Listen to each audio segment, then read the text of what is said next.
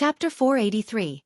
Arrival of the army. Jian Chen and the three generals of the Eastern Deity Sword left the Qin Heaven Palace at once. The three generals parted ways with Jian Chen so that he could bid farewell to Qin Ji at the Flowing Cloud Palace while the generals would rally the army. Arriving at the Flowing Cloud Palace, the guards outside gave a respectful salute to Jian Chen without concealing the admiration they had for him and allowed him entry. Just as Jian Chen walked past several guards, one of them immediately called out, "The honored imperial protector has arrived." This was meant for Qin Ji to hear.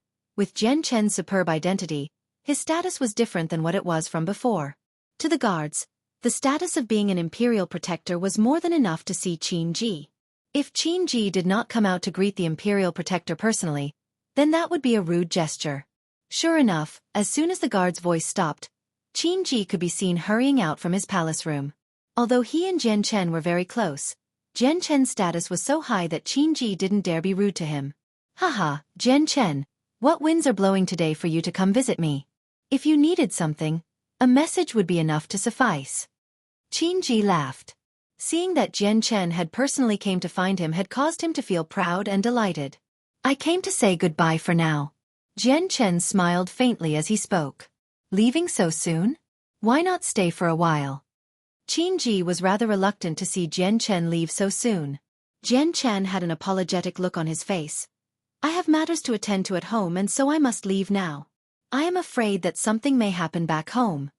Hearing this, Qin Ji had a silent look on his face as his eyebrows narrowed together in concern. Then, as if he had made up his mind, Qin Ji looked to Jian Chen with bright eyes. "Jian Chen, allow me to come with you." "What?" Jian Chen looked at him in surprise. "You wish to come to the Jessen Kingdom with me?" Qin Ji smiled and joked, "I do. Do you not wish for me to? You've come to my homelands. Am I not able to come to your homelands to take a look?" Jian Chen smiled and put his hand onto Qin Ji's shoulder. "I have no qualms with that. How could I not? You've welcomed me into your home naturally. I have no doubts my family would be happy to receive you. Then all is well. I was worried whether or not your family would welcome me. Let's go then, off to your home. I have nothing to bring with, everything is already in my space ring." With that, Qin Ji left the palace with Jian Chen. Jian Chen and Qin Ji both walked from the palace and headed for the space gate. From far away, the both of them could see a squadron of silver-robed soldiers lined up right in front of the palace. Each one stood in a uniform position without a single soldier out of place. Their footsteps on the ground resonated with a rumbling sound, like a bolt of lightning crashing to the ground. Despite the monotonous sounds, the entire division leaked an elite aura and killing potential that soared into the sky.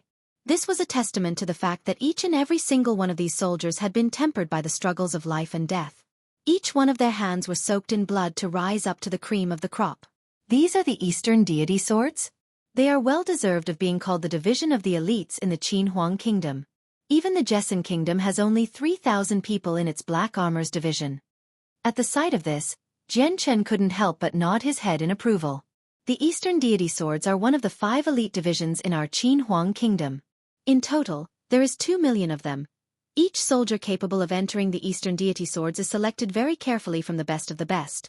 Then, they are thrown to the borders of the Cross Mountains as a test of discipline to slaughter their way through the numerous magical beasts.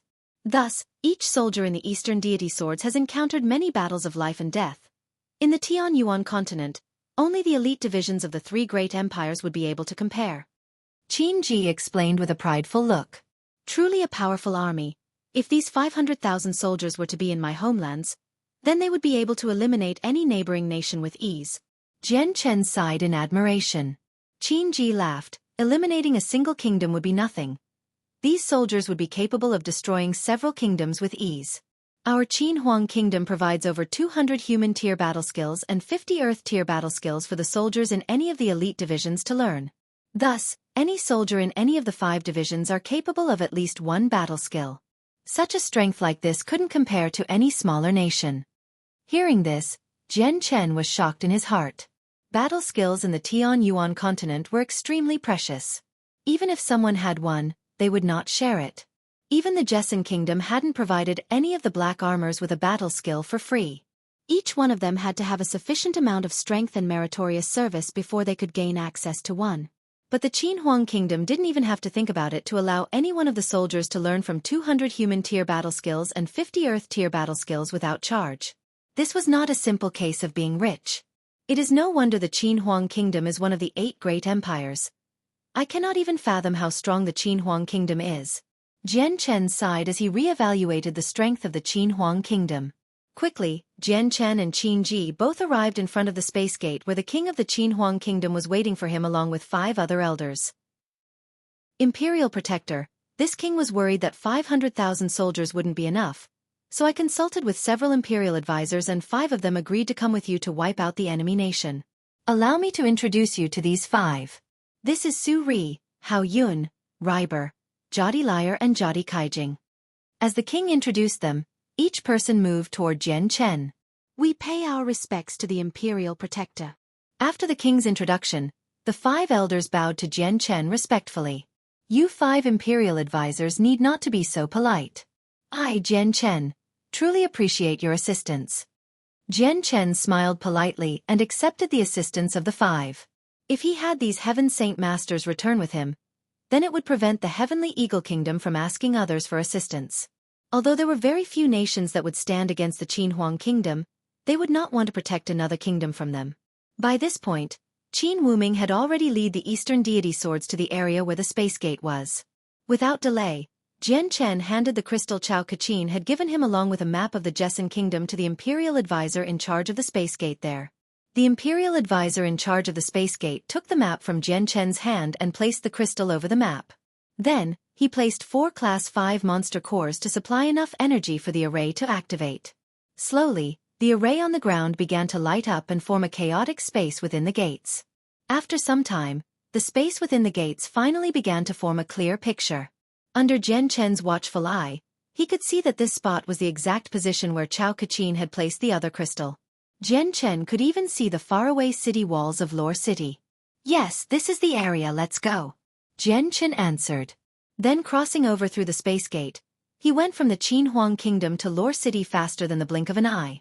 After crossing the space gate, Jian Chen looked to the faraway Lore City only to see it as it originally was.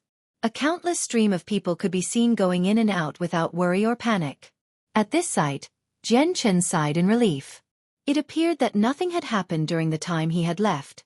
Jian Chen, is this your homeland? Qin Ji walked through the space gate and followed behind Jian Chen with a curious glance at the city. Correct.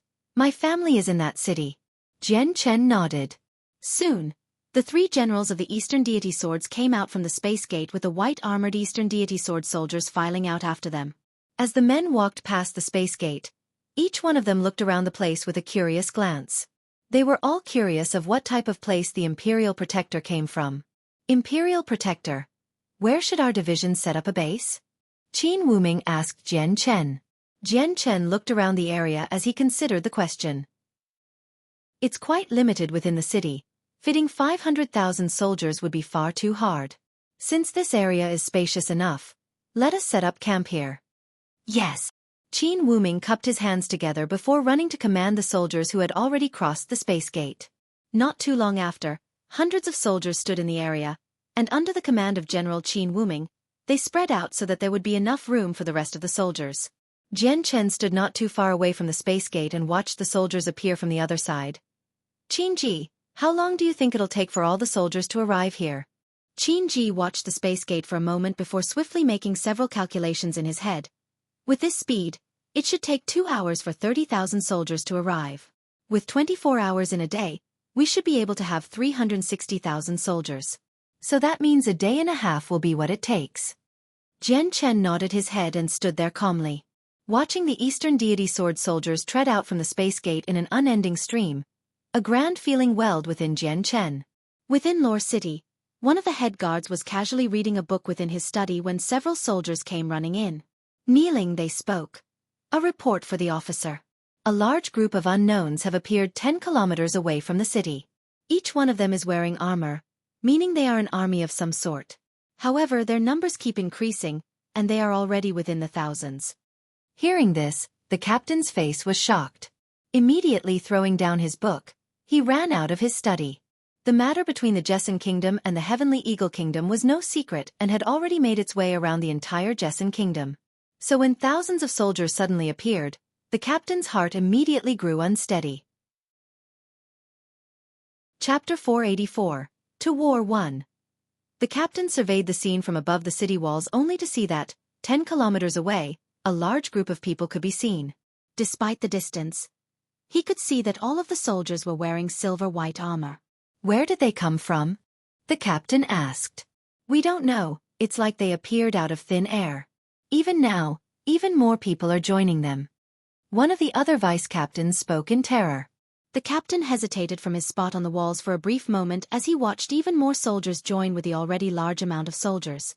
The perimeter they were in continued to expand without a misstep at all. There was an order to each and every one of them, so it could be seen that they were all extremely disciplined. By this point, plenty of people in Lore City had discovered this group of soldiers. It was not limited to only soldiers, but even the merchants and mercenaries who were entering and leaving the city had noticed their existence. Some of the more courageous mercenaries couldn't help but feel curious and rode on a mount toward the area. The captain had a grim expression on his face as he stared at the mercenaries moving closer to the soldiers. He wanted to use them in order to determine whether these soldiers were friends or foe. If they were enemies, then these mercenaries would not be able to survive. As an added bonus, he wouldn't need to expend any forces that could potentially die. Quickly, several hundred mercenaries got close to the eastern deity swords from the Qin Huang Kingdom. When they drew closer, the soldiers immediately blocked their path so they wouldn't be able to get any closer or be able to see just what was happening inside. The chi and killing intent these soldiers were exuding was extremely potent and displayed their strengths on an incredible level. Their bloodthirsty aura alone was enough to show that they were a powerful army. The nature of the eastern deity swords was intense, and their explosive auras was enough to cause the mercenaries to shrink back in defeat. Who are you? One of the more brave mercenaries asked, prompting several of the soldiers to glare at him icily. Turning pale, the mercenary took several involuntary steps away. With their eyes, he felt as if he had been staring at the eyes of a dangerous magical beast. With such pressure, he did not have the courage to continue talking to them. When the captain saw that the soldiers had not started to fight, he let out a sigh in relief. Knowing that they were not enemies, he called out to the people next to him. Report to the city lord and the Chongyang clan, tell them what has happened here. Yes. The soldier immediately ran off.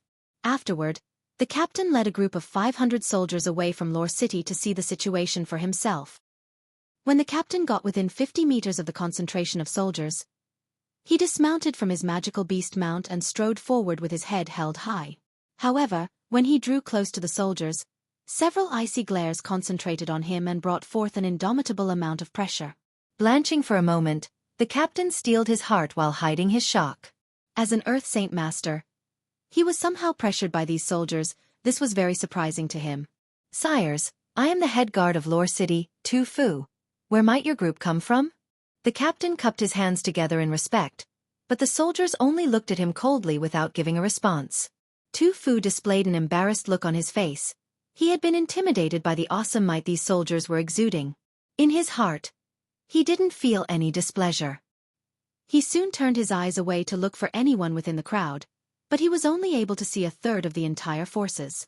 Even then, he wasn't able to find anyone of importance. Without the ability to fly, he wouldn't be able to differentiate anyone from the crowd. Plus, with the people constantly moving about, any newcomer wouldn't even be noticed as they expanded. Just who are these people and where are they coming from? Could it be there is some sort of secret passage? The captain inferred to himself. However, when he felt that no hostility could be felt from the soldiers, they most likely weren't enemies. Otherwise, these soldiers would have charged straight for the city and razed it at once. At that moment, the captain suddenly saw the soldiers start to make a 3-meter path for a few men to walk through the crowd of soldiers. At this point, the captain's face had straightened. He had to guess that these men were the leaders of these soldiers and immediately grew serious.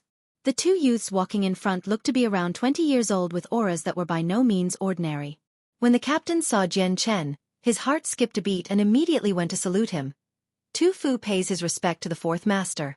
Although very few men knew what Jian Chen looked like, Tu Fu was one of the few that did. So when his eyes landed upon Jian Chen, he immediately went to salute him.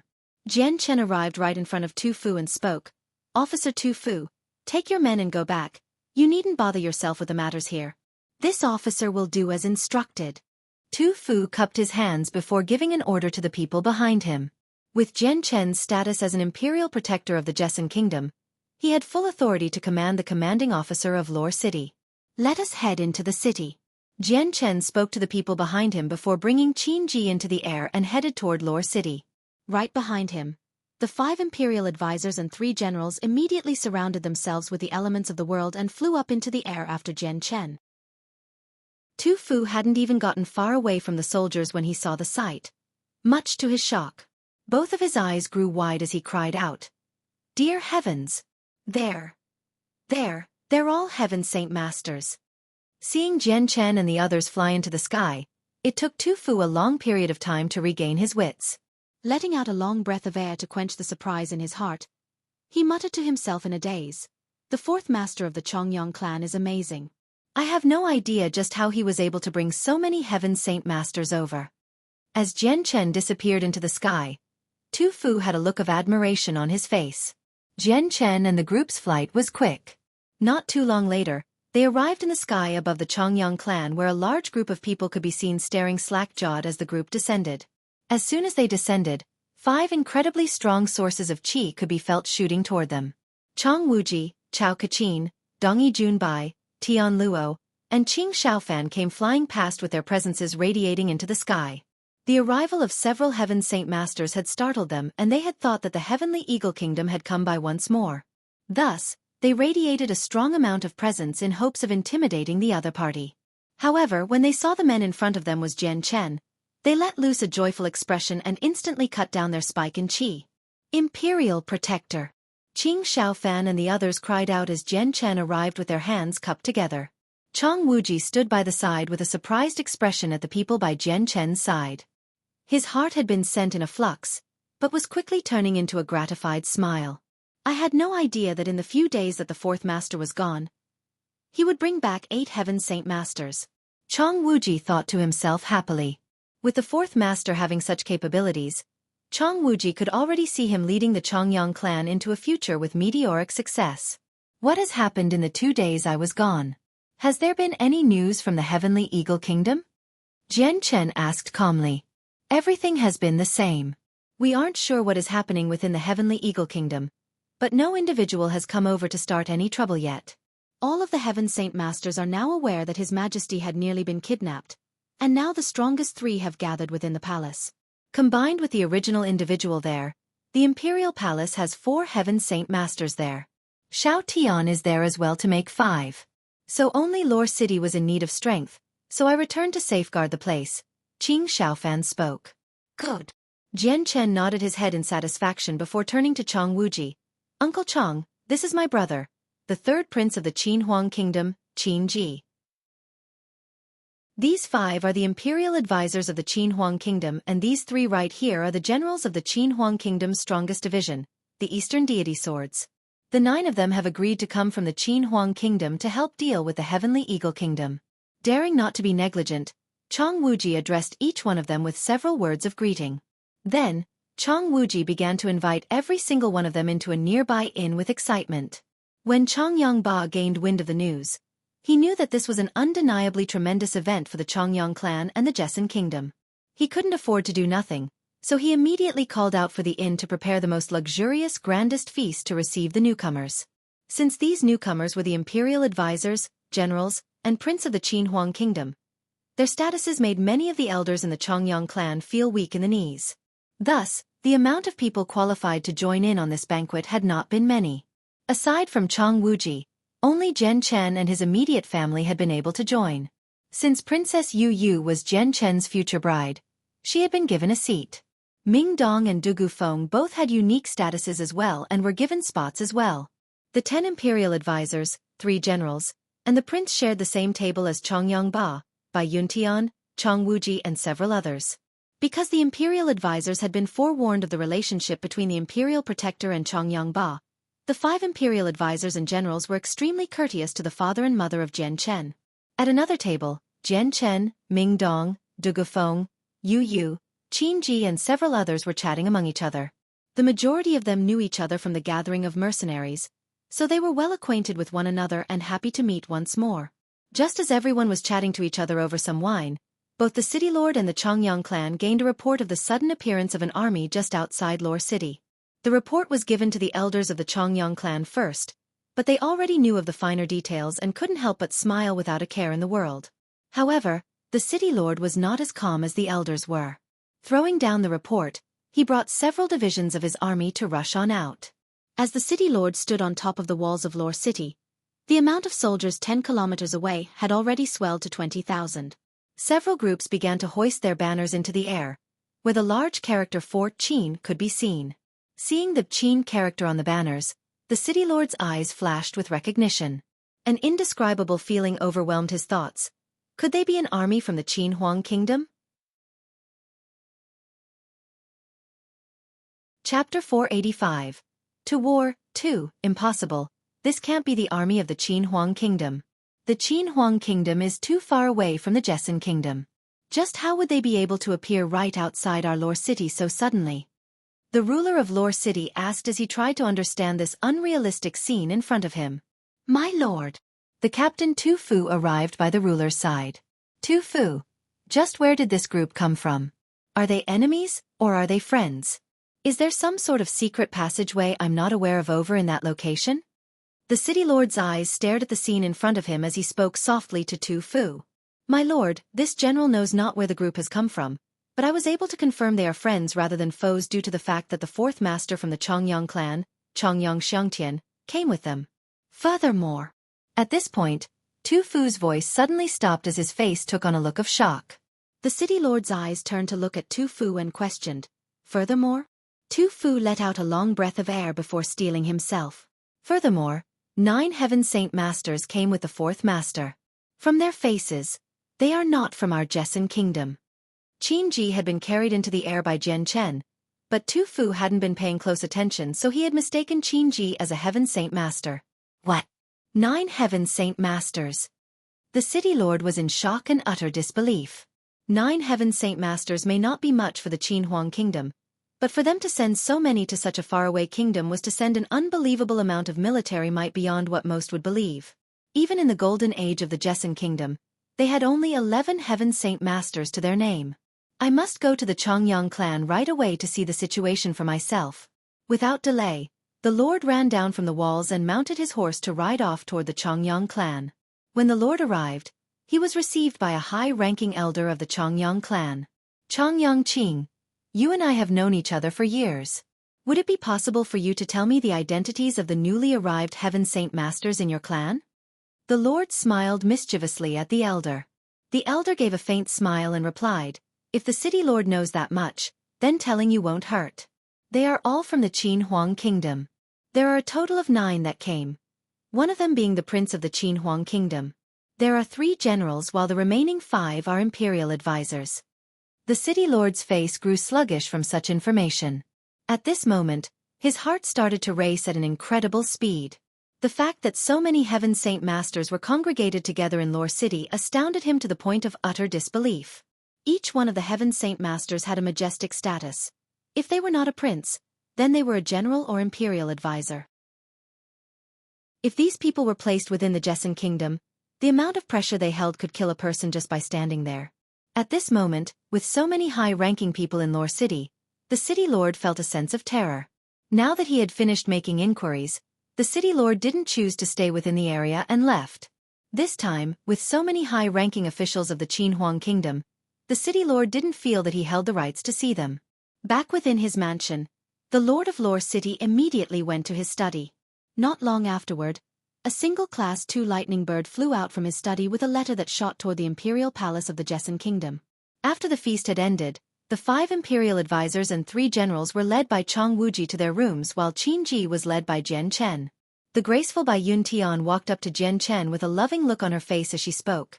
Xiang'er, your mother has some matter she needs to take care of.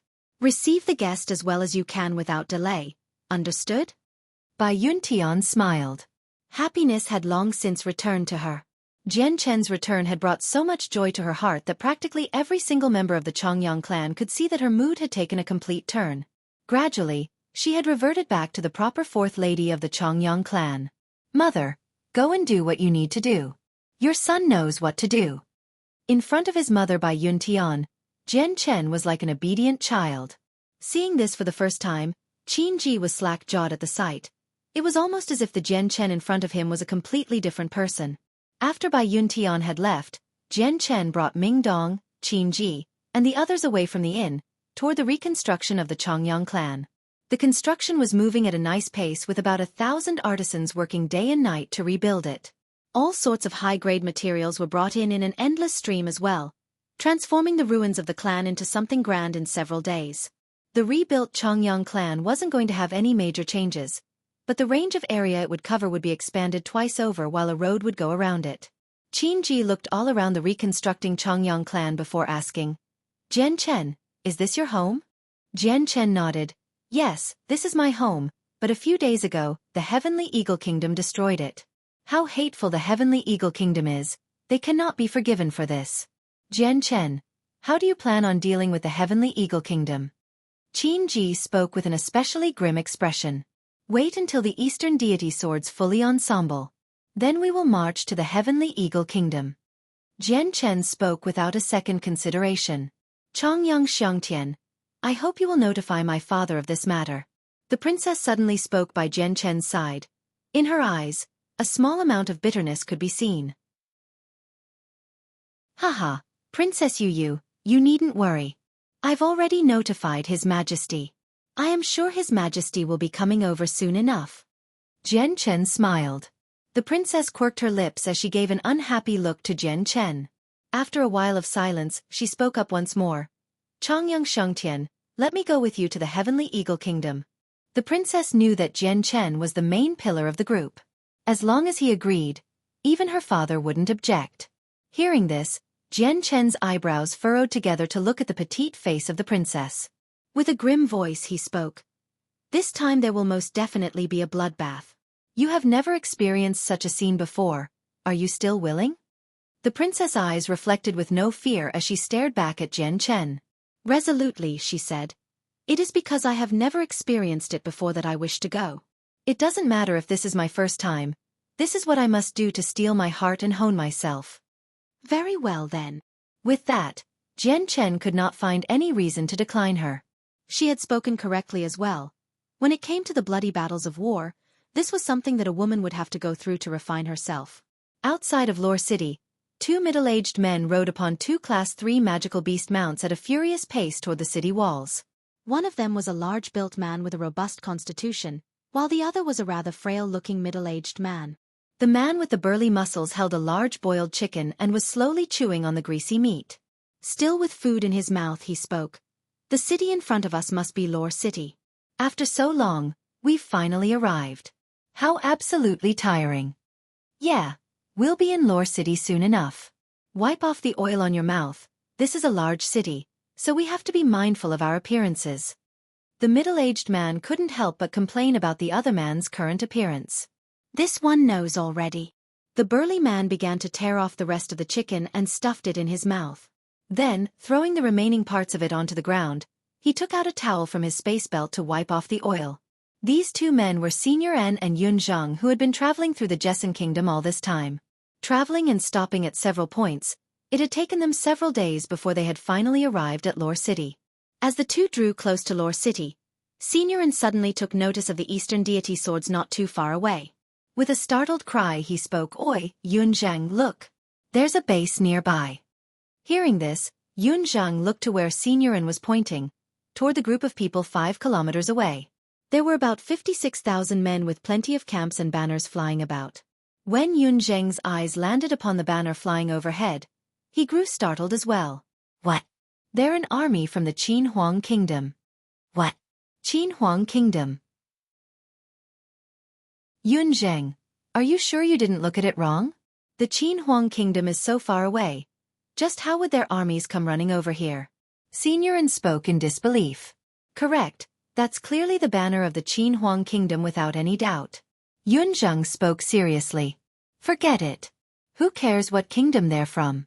It has nothing to do with us. We might as well hurry into the city."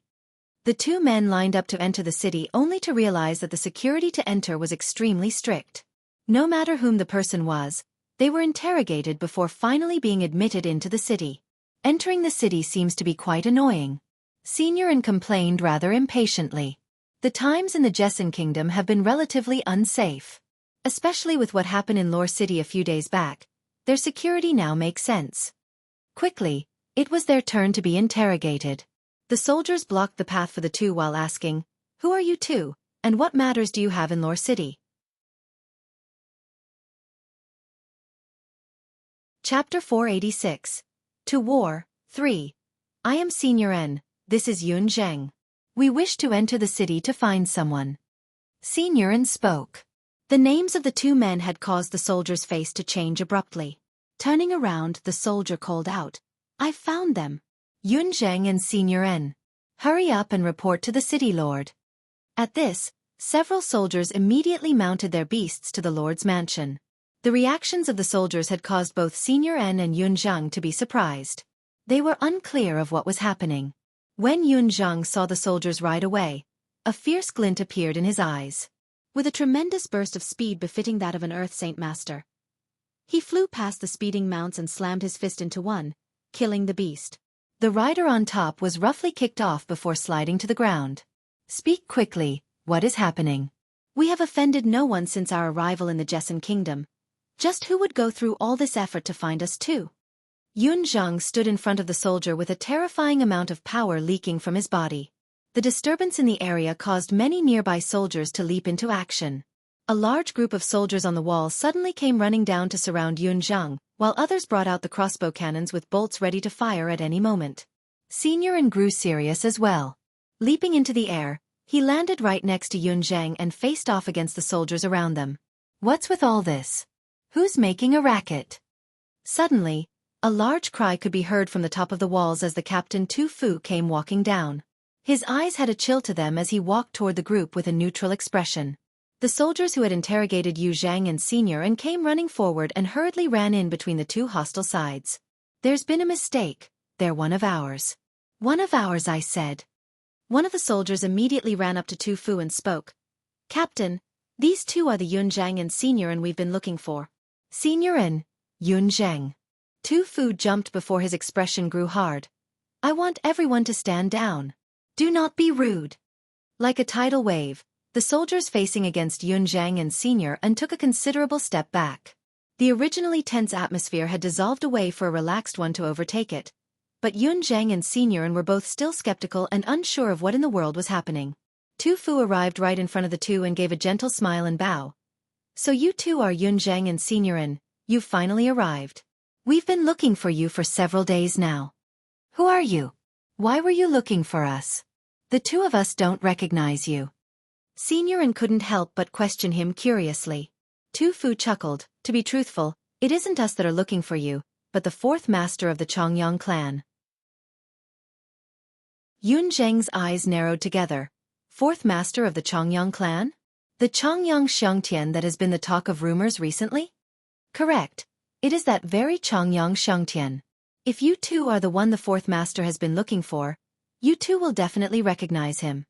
Tu Fu smiled faintly, but patiently as he explained to them. "What Chongyang Xiangtian? I reckon you've the wrong people. This one doesn't know of a Chongyang Xiangtian." Signorin huffed gloomily. "That is." Tu Fu hesitated for a moment. Signorin and Yun Zhang displayed expressions that clearly indicated they didn't know Chongyang Xiangtian. This made Tu Fu believe that they had found the wrong people. Yun Zhang thought for a moment before a flash of realization streaked through his eyes. "Signorin, do you think that this Chongyang Xiangtian may be Jian Chen?" Signorin paused momentarily before his eyes lit up in surprise. "Ah, it has to be Jian Chen, most definitely. It was Jian Chen who told us to come to Lore City, and only he knows of our names." Tu Fu's smile had reappeared on his face at this. "The fourth master is currently within the Chongyang clan. Please allow this one to guide the way." Afterward, Tu Fu personally led Signorin and Yun Zhang down the road to the Chongyang clan. As soon as Yun Zhang and Signorin arrived, Jian Chen, Ming Dong, and the others were coincidentally on site looking around and causing them to bump into one another. "Hey Jian Chen, it really is you. I didn't think that the Chongyang Xiangtian from the rumors would actually be a kid like you. When the two sides met, Senior gave a wide grin and a laugh in obvious excitement. Yun Zhang was even calmer and stood by the side without saying a word, but in his heart was a surge of surprise. On their way here, the two of them had heard many stories in regards to the fourth master of the Chongyang clan. When they heard that a 21-year-old had been able to become a Heaven Saint Master, Senior An and Yun Zhang had turned their noses up, unconvinced that such a thing was possible. They had last met during the gathering of the mercenaries, so it was only natural that they would be happy to meet.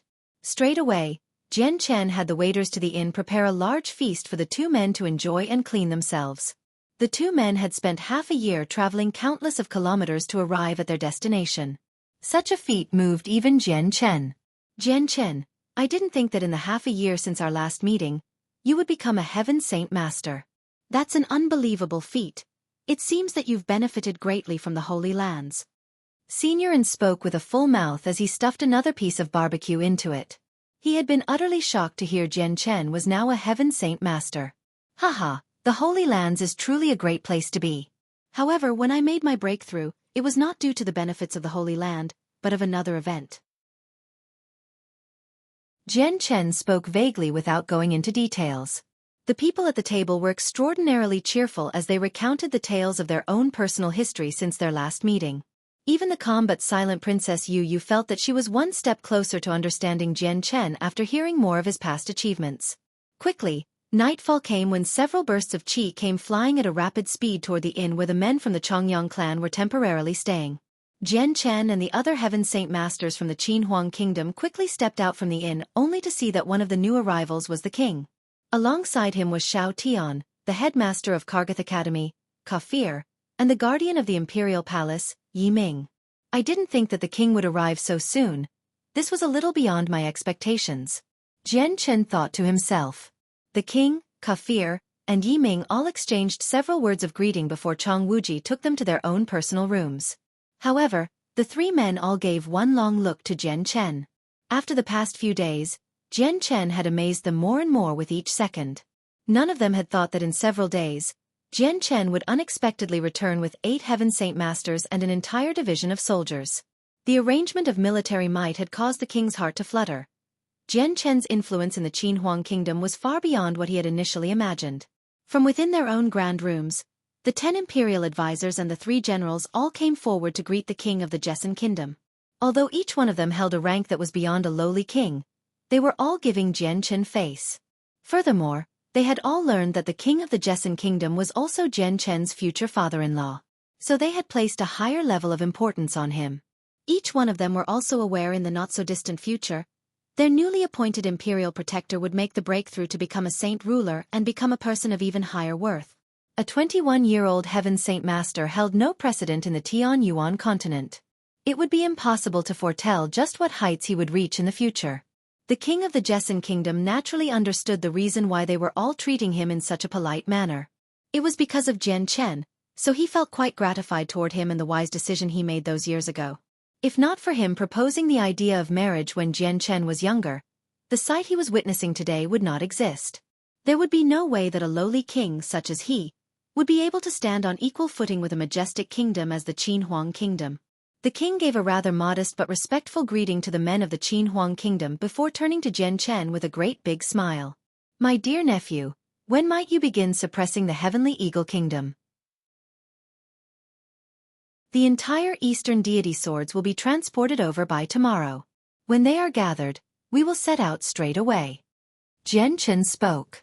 Very well, against the finest of the Qin Huang Kingdom, the Heavenly Eagle Kingdom will have no way to defend themselves. My dear nephew, this is truly no small matter for our Jessan Kingdom. This king wishes to go along with you to the Heavenly Eagle Kingdom. Will you allow me this request? The king had spoken in a negotiative tone, since Jian Chen's status was far beyond what the king held. Even in terms of power, the king had no way of comparing to Jian Chen. Jian Chen couldn't refuse having the king request this of him in such a manner, and nodded his head without hesitation. Although the Heavenly Eagle Kingdom wasn't weak, the safety of several people wouldn't be too hard to manage with so many strong individuals from the Qin Huang Kingdom. After the talks were over, the group split up for the night. The king, Kafir, and Yi Ming followed Chang Wuji to their bedrooms.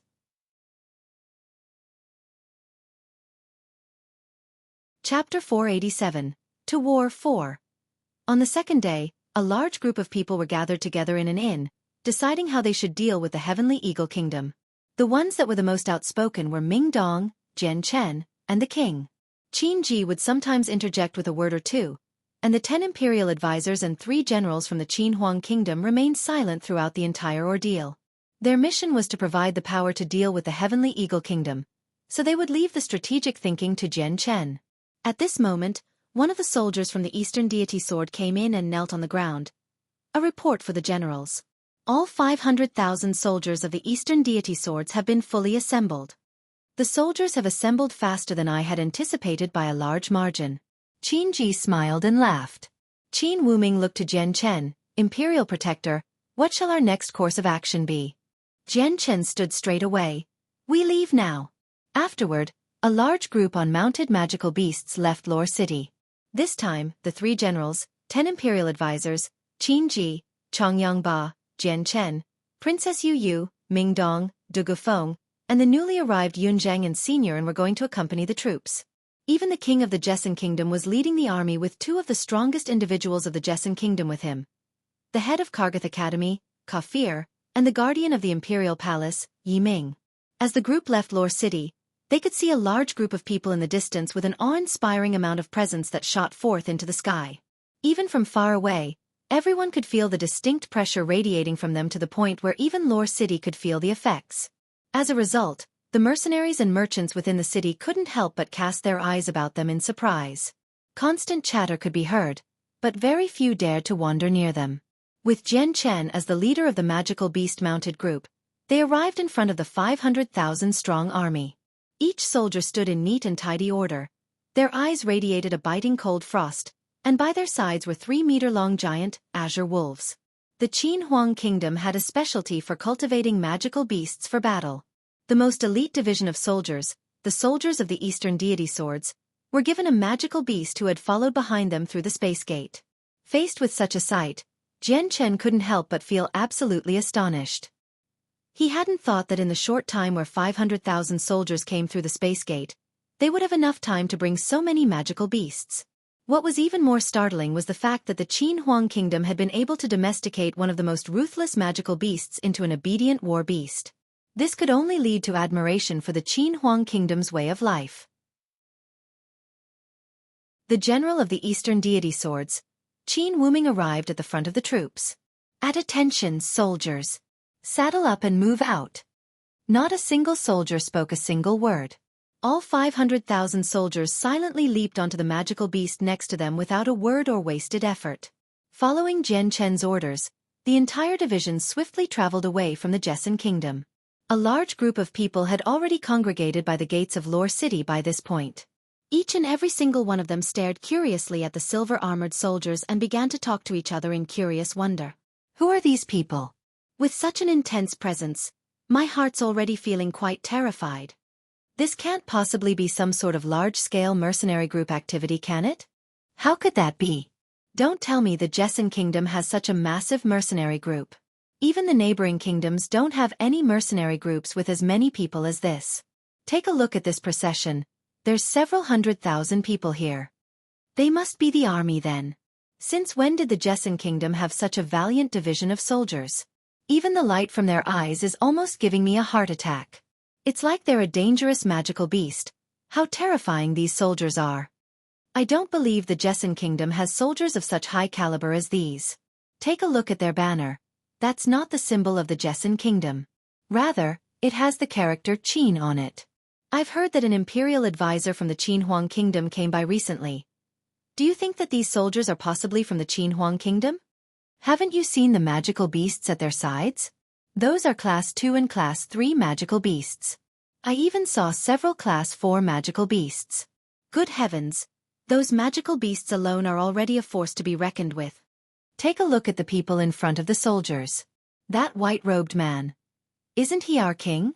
With His Majesty leading the troops, do you think that he is off to fight against the 4 kingdoms?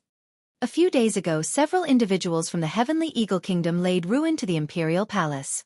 I believe that His Majesty is leading the army to deal with them. The army of 500,000 had caused everyone nearby to stop where they stood due to their might, blockading the gates to Lore City. Over 1,000 people stood and watched the Eastern deity swords from far away and could only mutter their thoughts. On the walls, the leaders of the 3 other clans of Lore City gathered around. Each one of them could only stare in disbelief at the forces gathered in front of them. At this time, every single person knew the reason why the Jesson Kingdom was able to enlist the help of the Qin Huang Kingdom was all due to the merits of the 4th master of the Chongyang clan. With the support of the Qin Huang Kingdom, the Jesson Kingdom would become one of the hegemons in the area. Each one of the soldiers began to increase their speed. They were all adept at riding their magical beasts at high speeds. As they accelerated, they began to travel along with the wind, leaving behind a large trail of yellow dust that covered the atmosphere. If it were not for the fact that the soldiers of the Eastern deity swords were finely trained, then the soldiers wouldn't have been able to charge on through the dust without fear of striking another, causing mayhem. This time, Jian Chen and the other 15 Heaven Saint Masters had foregone their ability to fly and instead rode on their mounts. With Jian Chen at the lead, he led them all toward the south with the 3 other generals in a triangular formation behind him. The Heavenly Eagle Kingdom was to the south of the Jesson Kingdom. Reaching it would require them to head past the southern stronghold toward the Andreas Kingdom and 2 other kingdoms before finally reaching the Heavenly Eagle Kingdom.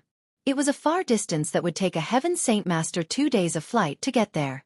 With a large army like this, it would require a dozen days at the very least. After 2 days of speedy travel, the army had finally reached the southern stronghold. The general in charge of that stronghold had long since been notified of their arrival, so he had been waiting 10 kilometers away from them. After the army rested at the stronghold for a brief moment, another group of 500,000 soldiers from the Jesson Kingdom had joined in. Combined with the Eastern deity swords, the army now had a cumulative force of 1 million. Separated by banner, one side represented the Qin Huang Kingdom while the other side held the Jesson Kingdom symbol. An action like this had already been discussed between the king of the Jesson Kingdom and Jian Chen. Such an action was the equivalent of declaring to the world that the Qin Huang Kingdom and the Jesson Kingdom had a close relationship with each other. Similarly, it would serve as an intimidation tactic to the surrounding several kingdoms.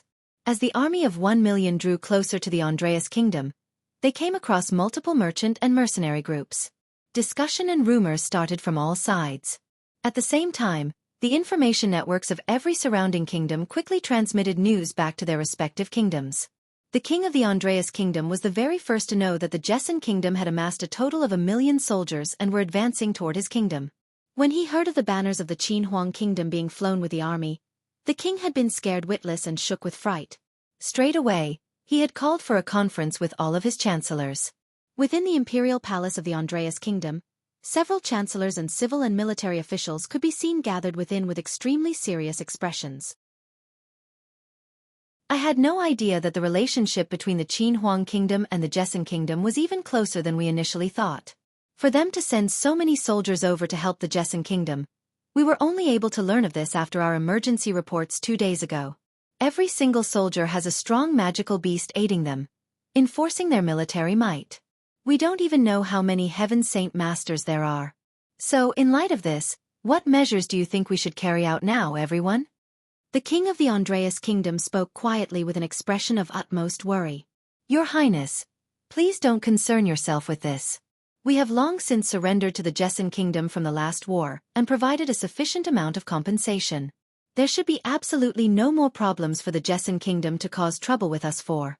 From what our spies reported to us 2 days ago, the reason why the Jesson Kingdom has taken such an action is to fight the Heavenly Eagle Kingdom. Our Andreas Kingdom is coincidentally stuck in between the 2 kingdoms. So I am certain that the Jesson Kingdom will most definitely only pass by our Andreas Kingdom and head toward the Heavenly Eagle Kingdom. One of the armored generals replied, Your Highness, this humble servant agrees with General Mu's thoughts. Several days ago, some individuals from the Heavenly Eagle Kingdom caused trouble within the Jesson Kingdom and not only laid waste to the imperial palace, but they even tried to kidnap the king of the Jesson Kingdom. An action like this was no doubt a slap to the face of the Jesson Kingdom, so this humble servant believes that the Jesson Kingdom is on their way to deal with them and not with our Andreas Kingdom. We should be rest assured. Hearing the 2 men in front of him speak, the king of the Andreas Kingdom sat upon his throne and thought for a moment before nodding. Your words have logic in them. With the Jesson Kingdom and Qin Huang Kingdom looking as if they are siblings in relationship, we should not dare try to offend them in any way. If they wish to cross through our Andreas Kingdom to get to the Heavenly Eagle Kingdom, Let us open our gates to them, allowing them quick passage through. Yes, your majesty. Not only should we open our doors for them, we should personally greet them. After all, the people that are coming now are from the Qin Huang kingdom as well.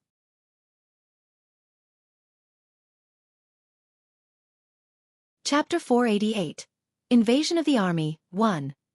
After a day and a half worth of traveling, the million-strong army from the Joseon Kingdom and the Qin Huang Kingdom had finally arrived at the stronghold of the Andreas Kingdom. Visible from about 20 kilometers away, a large group of people could be seen gathered on top of the stronghold walls. Several banners with the symbol of the Andreas Kingdom could be seen floating in the wind overhead. Seeing the situation right in front of them, Ming Dong rode toward Jian Chen and pointed at the sight. Brother, do you think that the people of the Andreas Kingdom think we are here to fight them? Jian Chen had long since understood the circumstances of the sight in front of them with his presence, and shook his head with a smile. No, definitely not. They are in fact here to welcome us. Welcome us.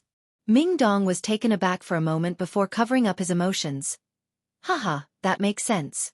It seems that the might of the soldiers of the Qin Huang Kingdom is extraordinary enough to frighten even the Andreas Kingdom's stronghold into welcoming us. Haha, but of course. The Qin Huang Kingdom is one of the 8 great powers. Their might is unquestionable. The Andreas Kingdom, on the other hand, isn't even equal to our Joseon Kingdom. Just how could they not fear the Qin Huang Kingdom? This king believes that one of the people receiving us will be the king of the Andreas Kingdom. The king of the Joseon Kingdom spoke with a great laugh and an expression that exuded pride.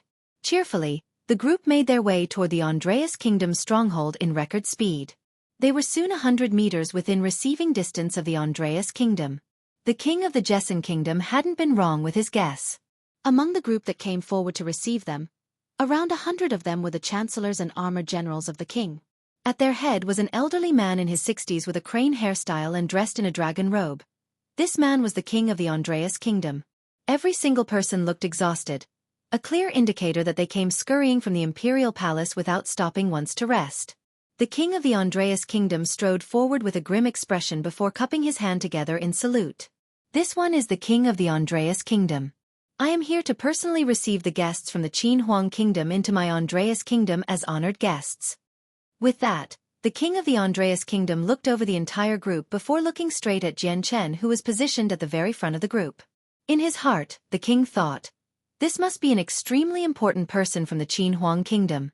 Straight away, the king stared at Jian Chen with a look of utter reverence.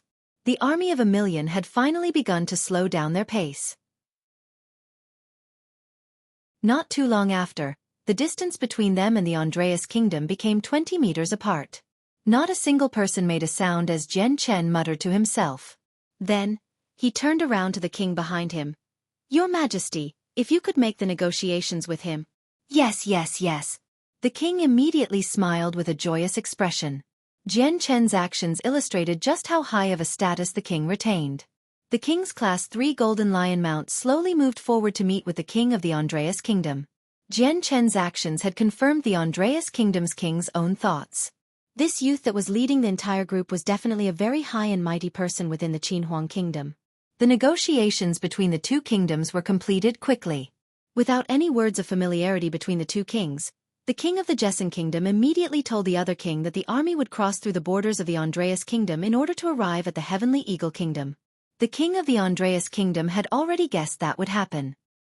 He was pleased and immediately agreed with enthusiasm that made it seem as if this was what he had wanted since the very beginning. Both kings made no notion to continue speaking with one another and returned to their respective groups. Soon, the army began to cross into the territory of the Andreas Kingdom. Seeing the army ride past him, the king of the Andreas Kingdom couldn't help but reveal an anxious look. Hurriedly running toward Jian Chen, who was still close by, he cupped his hands respectfully. Honorable master. The king knew that Jian Chen represented the Qin Huang Kingdom and was undoubtedly higher in status than even the imperial advisors from the kingdom. With such a majestic person crossing his border, the king of the Andreas Kingdom saw this to be a once-in-a-lifetime opportunity that could not be missed. He wished to worm his way into the good graces of Jian Chen so that the Andreas Kingdom would curry favor with the Qin Huang Kingdom as the Joseon Kingdom had done. But his hopes were dashed when Jian Chen didn't even spare him a glance. His mount continued to pick up speed, and in a flash, The sounds of the hooves trotting overtook the king's words in volume before Jian Chen found himself riding behind the army. Seeing the army of the Jesson and Qin Huang kingdom mixed in with each other, the king of the Andreas kingdom let out a long sigh in relief. There was only rejoicement in his heart. It was a good thing that the war with the Jesson kingdom had come to a very quick conclusion. They quickly surrendered, compensated them for their actions, and neutralized any problems. If they had not, there would have been a possibility that this army that was here today to deal with the Heavenly Eagle Kingdom could have been here to deal with the Andreas Kingdom instead. Despite the fact that the Andreas Kingdom had over 10 million soldiers, their military might was far below that of an army belonging to one of the 8 great powers. Even an army of 50 million soldiers would barely be enough. An army of ants could bite an elephant to death, but a single stomp from the elephant would kill many ants. If the ants wished to kill an elephant, who knows just how many ants would need to die? The price to be paid would be even higher for an especially fierce elephant. The gates of the stronghold had long since been opened. Jian Chen rode his mount to the forefront, and led the army into the Andreas Kingdom's territory with the ear-shattering sound of his mount stampeding ahead to the south where the Heavenly Eagle Kingdom was located. At that current moment, within the imperial palace of the Heavenly Eagle Kingdom, the king was sitting in his garden along with an elder that wore a crane hairstyle. Suddenly, a soldier came running in at a panicked pace. Kneeling on the ground, he spoke. "A report for your majesty. One of our spies has just sent us some extremely confidential information." The king's eyes continued to stare at the chessboard in front of him without shifting his gaze. "Hand it over." The soldier handed over the letter in his hand to the king's hand without hesitation. Unfurling the letter, the king took out a single white parchment from within. Half a moment later, the king's face rapidly grew pale as the hands that were holding the letter began to tremble. With a dispirited mutter, he wondered aloud, How could this be? Taking note of the king's expression, the crane hairstyled elder hesitated for a moment before asking curiously, "Your Majesty, what has happened for you to lose spirit like this?" The king's face had gone through several shades of pale before he finally responded. "Something terrible has happened. The relationship between the Jesson and the Qin Huang kingdom was even closer than we had imagined. As we speak, the Qin Huang kingdom has already dispatched 500,000 soldiers with another 500,000 soldiers from the Jesson kingdom to march to our Heavenly Eagle Kingdom." "What?" The seated elder cried out in shock before shaking his head violently in denial. "That can't be. That just cannot be. The distance between the two kingdoms has to be at least 1,000,000 kilometers apart. It would take the army at least half a year in order to travel to the Jesson kingdom. Just how could they have gotten here that fast? Did they already have that many soldiers stationed here ahead of time? I would think that the report is true rather than not. Although I may exaggerate, the Qin Huang kingdom is one of the 8 great powers, the strongest one at that. Aside from the 3 great empires, we do not know if they have any special methods for moving their troops. No, this is no small matter. The life of the Heavenly Eagle Kingdom is at stake here. I will go ask Xueqi to investigate and see if the Qin Huang kingdom is truly joining in on this matter." The king of the Heavenly Eagle Kingdom ignored the chessboard in front of him and immediately ran from the garden. Within the territory of the Andreas Kingdom, the combined armies of the Jesson and Qin Huang Kingdom had already traveled for 2 hours. They had already passed through the central area of the Andreas Kingdom and weren't that far from the border now. The army would take a break in an expansive clearing to eat their rations. They occupied over 10 kilometers in circumference, and the Jesson Kingdom had even sent 100 small squadrons to head into the nearest cities within 20 kilometers in order to purchase some food to replenish the energy of the Jesson Kingdom soldiers. Each soldier from the Eastern Deity Swords had a space belt that contained a large amount of drinking water and rations that could keep them going for half a year without worry. The Jesson Kingdom wasn't as rich as the Qin Huang Kingdom was, so they could not afford to fit everyone with a space belt. Thus, the rations were limited for the Jesson Kingdom. After the army had rested for about 2 hours, they moved out once again.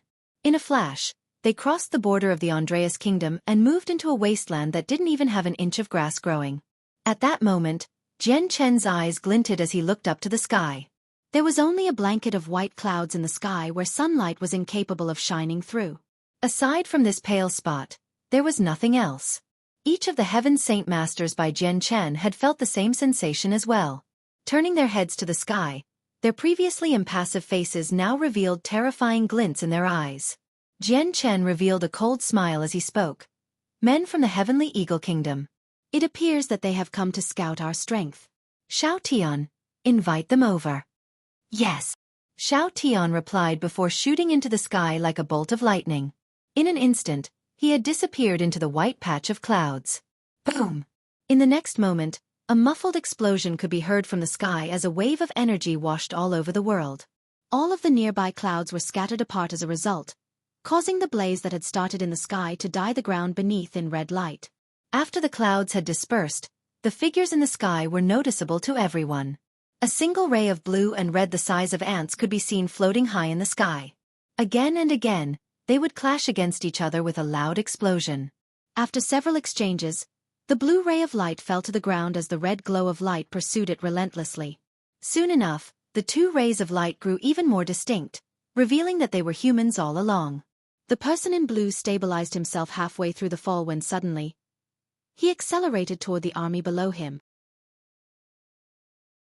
In an instant, another 10 bursts of qi could be felt coming from the army. The 10 or so Heaven Saint Masters by Jian Chen's side began to display their own presence before suddenly soaring into the sky to defend the army beneath them. Although the Eastern deity swords were extremely strong, if a Heaven Saint Master were to attack them, even the elite division of soldiers would be reduced to tofu due to the differences in strength.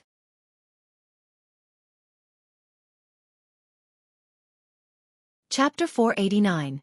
Invasion of the Army, 2. The presence of 10 or so Heaven Saint Masters defending the troops was extremely overwhelming. Their power melted together to form one indistinguishable force of power. The figure in blue that was coming at them came to a grinding halt. The fire element owner, Xiao Tian, was already in pursuit and immediately clashed with the other person. Each time the two crossed fists, a large wave of energy exploded outward with an astonishing amount of force. After a dozen more exchanges between the two, the blue-colored figure was finally injured by Xiao Tian. Blood poured from his mouth as his body descended to the ground before finally slamming into the ground 100 meters away from the army. The impact was so big that a crater was formed. Xiao Tian streaked across the sky like a red shooting star before finally coming to a stop 10 meters away from the impact zone. His eyes were sharp and cold as he stared emotionlessly down at the injured figure, but he did not move to attack. A coughing sound could be heard from the figure that Xiao Tian had downed. Struggling to get back up to his feet, the individual gave a frightened look to Xiao Tian. The dozen or so Heaven Saint Masters slowly descended back to the ground and onto their mounts once more. Jian Chen slowly urged his mount 10 meters ahead where the individual was. With a smile, Jian Chen spoke, "Sire Georgian, I did not think that we would see each other again so soon. It seems that we were destined to meet." Georgian gave a heavy look to Jian Chen with a permeated expression of fear. The memory of the event that had happened within the Jessan Kingdom's imperial palace was still fresh in his mind. His very own saint weapon had been damaged by this youth in front of him without the slightest amount of effort. Fourth master of the Chongyang clan, Chongyang Xiangtian. Georgian spoke heavily with a difficult expression. Laughing, Jian Chen responded, "Correct, this one is he. I did not think that Sire Georgian would recognize me." Georgian's stare turned to Xiao Tian and the other Heaven Saint Masters who were now sitting on their mounts. "Chongyang Xiangtian, I came here today to see the representative of the Qinhuang Kingdom. Please step aside." "Sire Georgian, do you really think you hold the qualifications to do that?" Jian Chen carried a faint smile on his face as he looked down on Georgian from his mount. Georgian's expression faltered for a moment before answering, "Of course I don't have the qualifications, but you do not have the final say on this matter either. Just what qualification do you have for stopping me?" Jian Chen smiled wide as if to ridicule Georgian. "If Sire Georgian is unaccepting of my words, perhaps we should fight once more. Will that be enough to show you who has the qualifications?" Georgian's face took on the color of green and white as he listened to Jian Chen's words. His chest began to rise and fall as his breath became ragged. This was the very first time he had someone from the younger generation look down on him. Such a fact made him extremely angry, but Georgian did not act upon his emotions. He had already seen Jian Chen's strength for himself back in the imperial palace of the Jessan Kingdom. He knew he was no match for Jian Chen, so if he were to recklessly charge now, it would be to only invite disaster upon himself. Georgian ignored Jian Chen and looked to the entourage behind him. Cupping his hands, he spoke. "This one is Georgian, the representative of the Heavenly Eagle Kingdom. I wish to speak with the representative of the Qinhuang Kingdom." Not a single person answered Georgian's words. From the 10 or so Heaven Saint Masters, the three generals, and even the prince, Xueqi, not a single one spoke. This was because the representative Georgian was asking for was already in front of him. He just didn't know that himself yet. Bearing witness to such a ridiculous sight like this, the princess couldn't contain herself any longer. A pft escaped from her lips before her eyes morphed into a crescent-like shape. She soon giggled in laughter toward the direction of Jian Chen. Jian Chen began to laugh as well. Sire Georgian, you may as well return to your king. Let him prepare himself to see just how strong the finest soldiers of the Qin Huang kingdom truly are. The finest soldiers of the Qin Huang kingdom. Georgian's mind shook as he looked to the majestic army behind Jian Chen in disbelief. He hadn't thought that the Qin Huang kingdom would dispatch so many people, let alone the finest division.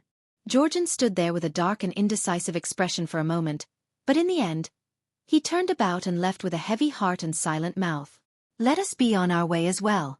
The army continued to move forward across the seemingly infinite desolate plains for an entire day. By noon of the second day, they had finally arrived at the second kingdom on their route, the Persian kingdom. The Persian kingdom had long since been informed of the news of the Qin Huang kingdom by the Andreas kingdom. So the king had led a branch of nobles and chancellors to the stronghold in preparation to welcome the army in an even grander manner than the Andreas kingdom. The stronghold walls were decorated with their lanterns and banners, with thousands beating their drums loudly by the side to form a single wide path for the army to enter. The armies of the Joseon and Qin Huang kingdom began to slow down once more. Jian Chen could only smile when he saw the enthusiastic welcoming of the Persian kingdom. With the king of the Joseon kingdom being in charge of the negotiations, this scene did not require him to make an appearance. This time, the king of the Joseon kingdom received the enthusiastic welcoming of the Persian kingdom with a warm expression, unlike the cold one he displayed with the king of the Andreas kingdom. The negotiations between the two kings were simple, and only several words of conversation were spoke before the king of the Persian kingdom stated his wish to be an ally to the Joseon kingdom with an honest expression. In spite of such a blunt request, the king of the Joseon kingdom managed to evade giving a direct answer. The Joseon kingdom had already managed to scale the giant tree that was the Qin Huang kingdom, granting them a status that rose with the tide. Their rising era was only around the corner, so the ordinary kingdoms no longer held any weight in the eyes of the Joseon kingdom's king. After the negotiations were finished, the king of the Joseon kingdom followed the army once more and spearheaded their way through the Persian kingdom's lands toward the Heavenly Eagle kingdom. Within the Heavenly Eagle kingdom, a heavily injured Georgian had already returned and was recounting his story in full detail to the king. Your Majesty, the information was not false. The army of the Qin Huang kingdom is truly coming. Furthermore, it is the finest division they have that is coming, along with at least 10 Heaven Saint Masters. The situation is not looking well for us. Georgian spoke heavily with anxious eyes. AI.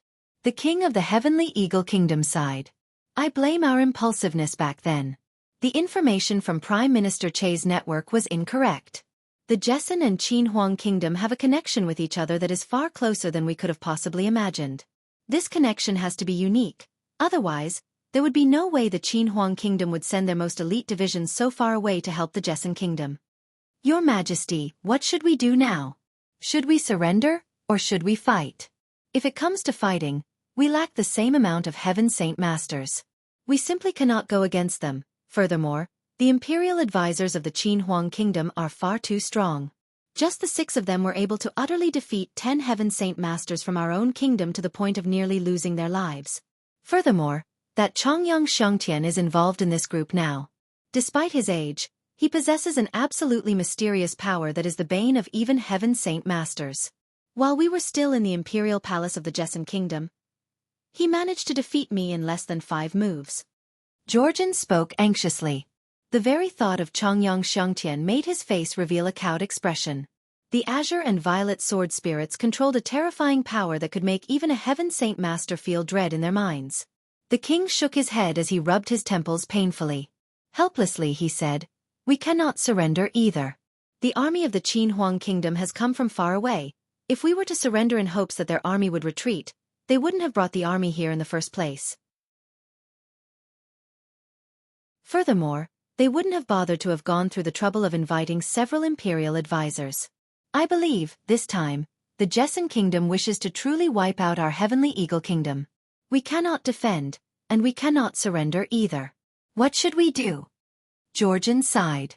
Senior Georgian, go and inform the strongest individuals of the kingdom. Tell them the circumstances, and have them gather within the strongholds. This king will definitely find a way to make the army of the Qin Huang kingdom retreat. The king sat back on his dragon throne with an exhausted look as his eyes closed. Georgian hesitated for a moment before finally nodding his head. Very well, I will go and report to them. After Georgian had left, the king's closed eyes slowly opened. Looking at the golden holes, he muttered to himself, I had not thought that an error of judgment would cause this king to lose his country. The previous generations poured their lifeblood into laying the foundation of this country. I truly must pay my respects to them. The king closed his pained eyes once more. After some time he spoke, Guard. Your Majesty. A single guard came running in quickly. Contact Senior Long Chen. Tell him that this king accepts their request as long as they help the Heavenly Eagle Kingdom get over this crisis. After he spoke, the king seemingly lost all of his energy and slumped over the throne in a paralyzed state almost. 7 days quickly went by. By now, the Jesson and Qin Huang Kingdom's armies planned to attack the Heavenly Eagle Kingdom was known by many people. This information had spread waves throughout the entire region to the point where everyone commented hotly over the problem many times. There were many people from the surrounding kingdoms talking about the matter between the Jesson and Heavenly Eagle Kingdom. In this short amount of time, the Heavenly Eagle Kingdom's atmosphere had grown extremely tense. Although the army of the Jesson and Qin Huang Kingdom had only 1 million people and was trifling in comparison to the tens of millions of soldiers the Heavenly Eagle Kingdom had, everyone was well aware that the Qin Huang Kingdom's strength was far stronger than the Heavenly Eagle Kingdom. Even with just 500,000 soldiers, the Qin Huang Kingdom was far more than capable of delivering serious damage to the Heavenly Eagle Kingdom. Even if the Heavenly Eagle Kingdom managed to destroy the army, the Qin Huang Kingdom would possibly send 1 million or even over 1 million soldiers next time. Against the army of the Qin Huang Kingdom, the Heavenly Eagle Kingdom did not even consider surrendering. Their armies were on the move constantly. 3 divisions of soldiers stationed at other strongholds were relocated to the one that the Jesson and Qin Huang Kingdom would appear at. After several days of preparation, the Heavenly Eagle Kingdom managed to gather 6 million soldiers at the northern stronghold. Practically half the military might was placed there, while at the same time, the Heavenly Eagle Kingdom stationed several strong individuals there. Within the northern stronghold of the Heavenly Eagle Kingdom, 10 experts and several armored generals stood steadfast. Their eyes observed the area in front of them as if they were waiting for something. Not long after, the ground began to shake as a trail of dust began to form over the horizon. Countless humanoid and beast figures began to appear at tremendous speeds. The army of the Jesson and Qin Huang Kingdom had finally arrived.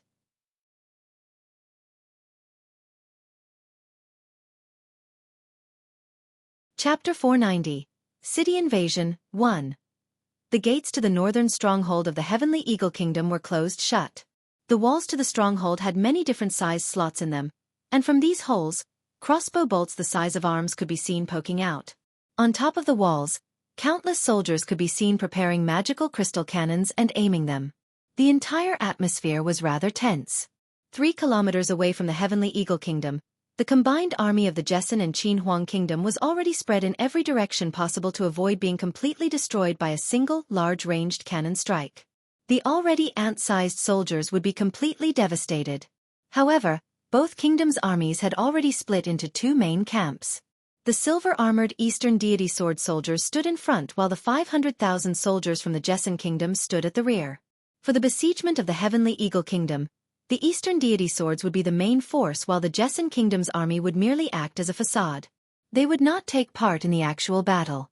The Jesson Kingdom had just experienced a war, so their military prowess was at an all-time low. They couldn't afford to squander their strength at will. With Jian Chen at the head, he led the 10 imperial advisors and the 3 generals of the Qin Huang Kingdom forward on their magical beast mounts toward the stronghold walls. Kafir and Yi Ming stood by the king and the princess's sides as their bodyguards. Only the Qin Huang Kingdom would be putting any effort into this war. The Jesson Kingdom did not need to do anything. When Jian Chen's group grew close, 11 individuals came down from the Heavenly Eagle Kingdom's walls. With serious expressions, they locked their gazes onto the 14 men that were riding forward. Georgian tried to restrain his fear as he looked at Jian Chen and said, "The youth that walks at the front is the 4th master of the Chongyang clan, Chongyang Xiangtian. Everyone should be careful." Georgian's injuries were already completely healed thanks to several radiant Saint Masters, so his face now radiated a healthy rosy glow. The individuals on either side of Georgian only nodded grimly. They had long since heard Georgian's warning and knew that this youth in the very front would be an extremely difficult person to fight against. Jian Chen and the 13 others stopped 500 meters away from the Heavenly Eagle Kingdom's stronghold. With their strengths as Heaven Saint Masters, the magical crystal cannons and crossbows of the Heavenly Eagle Kingdom didn't even pose a threat to them. They could completely ignore it all. Heavenly Eagle Kingdom, I will give you a few moments to think. Surrender and live, or resist and be slaughtered. Jian Chen cried out with a thunderous voice. His voice was so loud it shook the entirety of the stronghold, so that a layer of dust could be seen falling from the structure. Not willing to be outdone, someone from the Heavenly Eagle Kingdom immediately shouted out, Jessen Kingdom, despite having the Qin Huang Kingdom supporting you from behind, we, the Heavenly Eagle Kingdom, do not fear you. If you have the courage, then attack.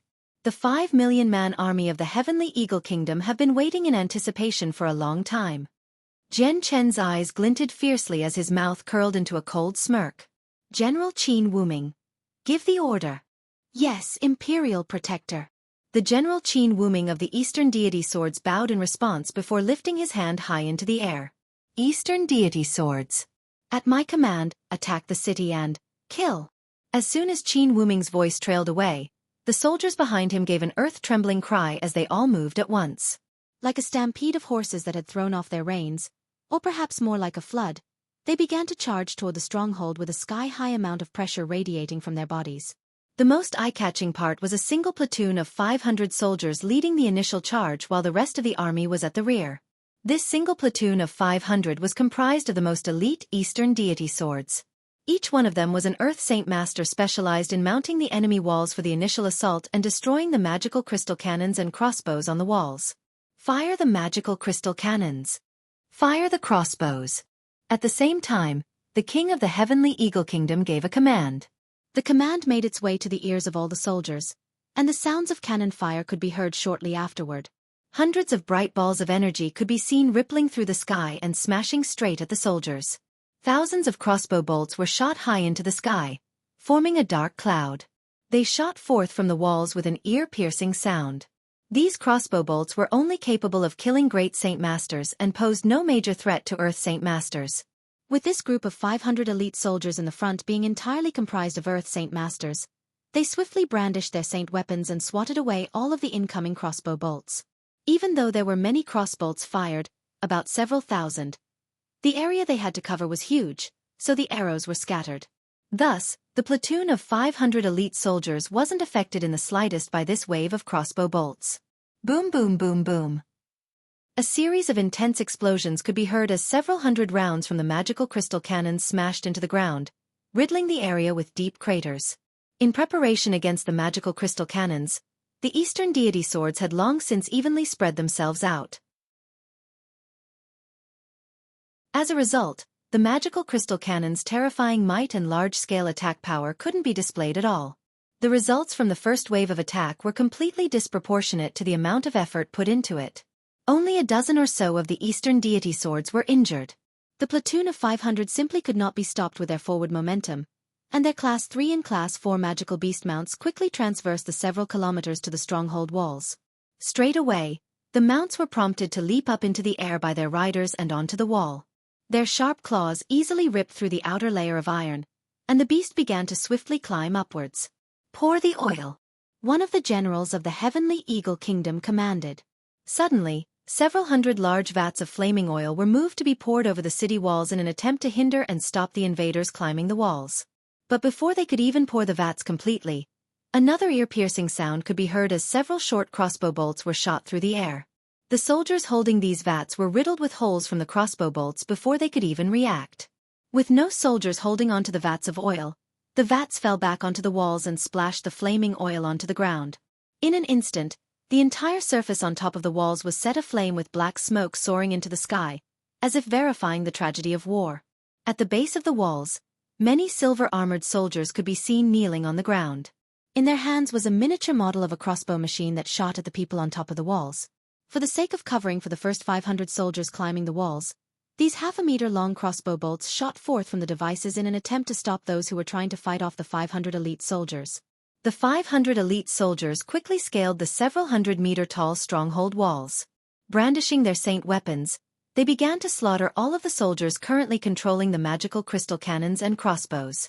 Screams of pain and war could be heard as the previously orderly soldiers of the Heavenly Eagle Kingdom became embroiled in a chaotic battle with the elite platoon from the Qin Huang Kingdom.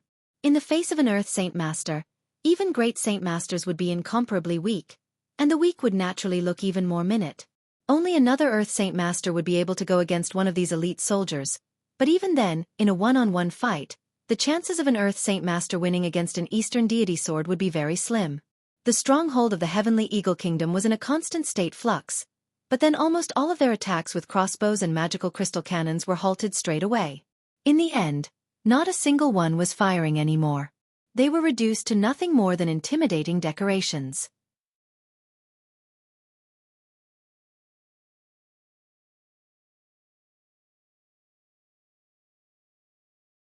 Chapter 491.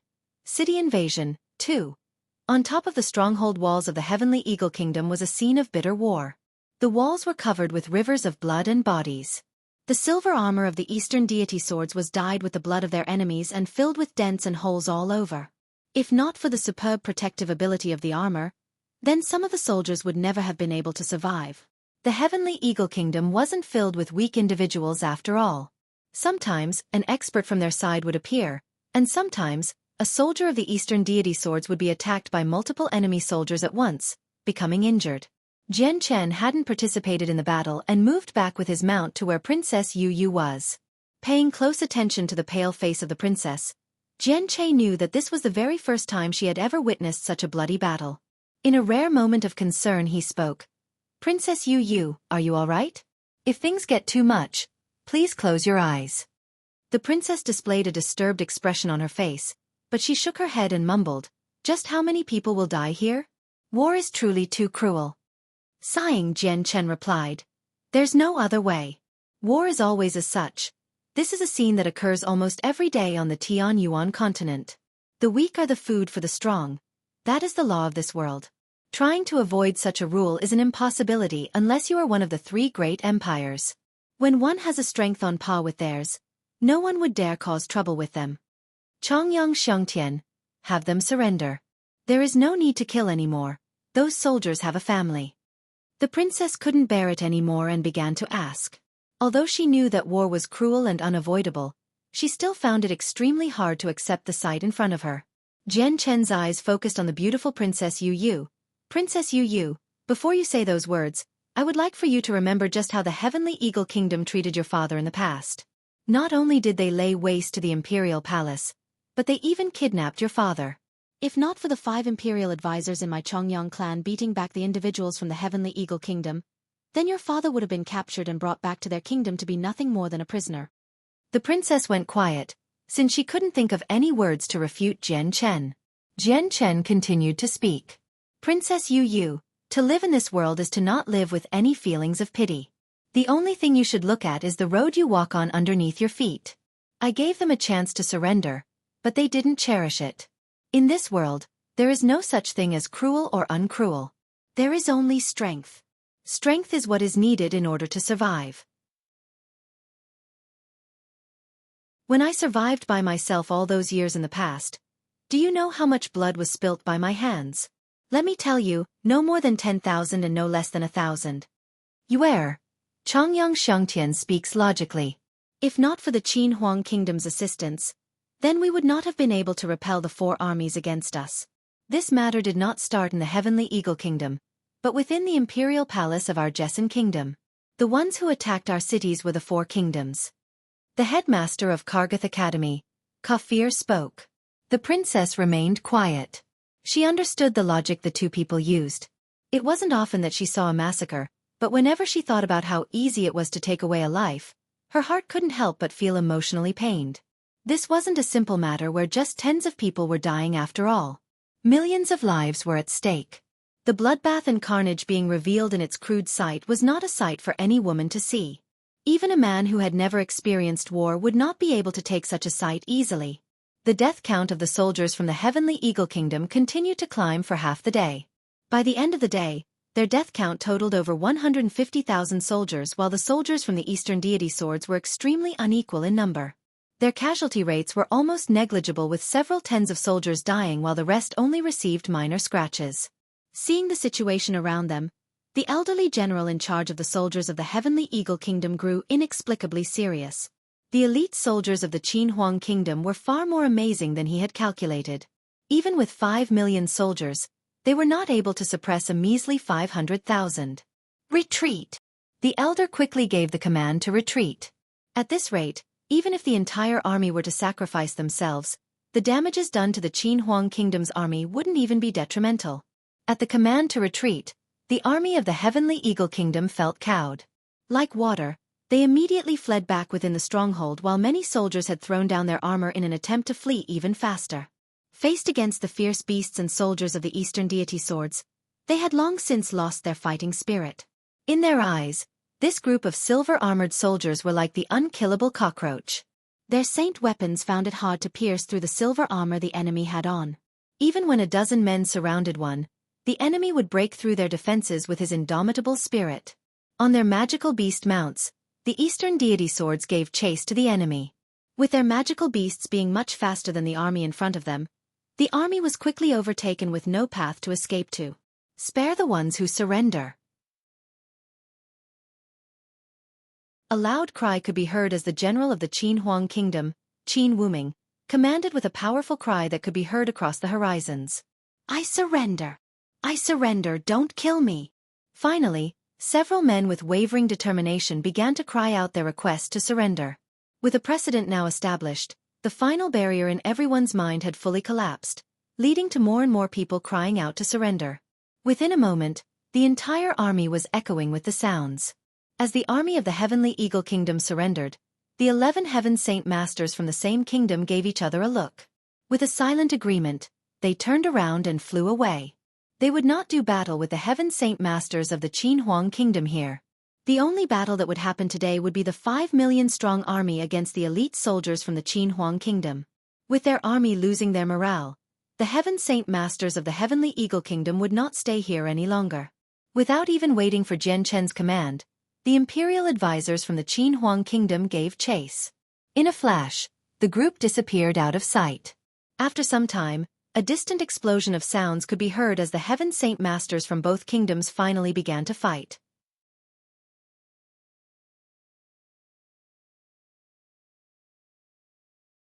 Chapter 492, Sect of Dragon and Tiger 1. When the 10 imperial advisors from the Qin Huang Kingdom chased after the other Heaven Saint Masters, they moved far enough to disappear from sight, but the sounds of their battle could still be heard from far away. All sorts of elemental energy could be seen blasting apart at each other, exploding in a multi-spectrum array of color.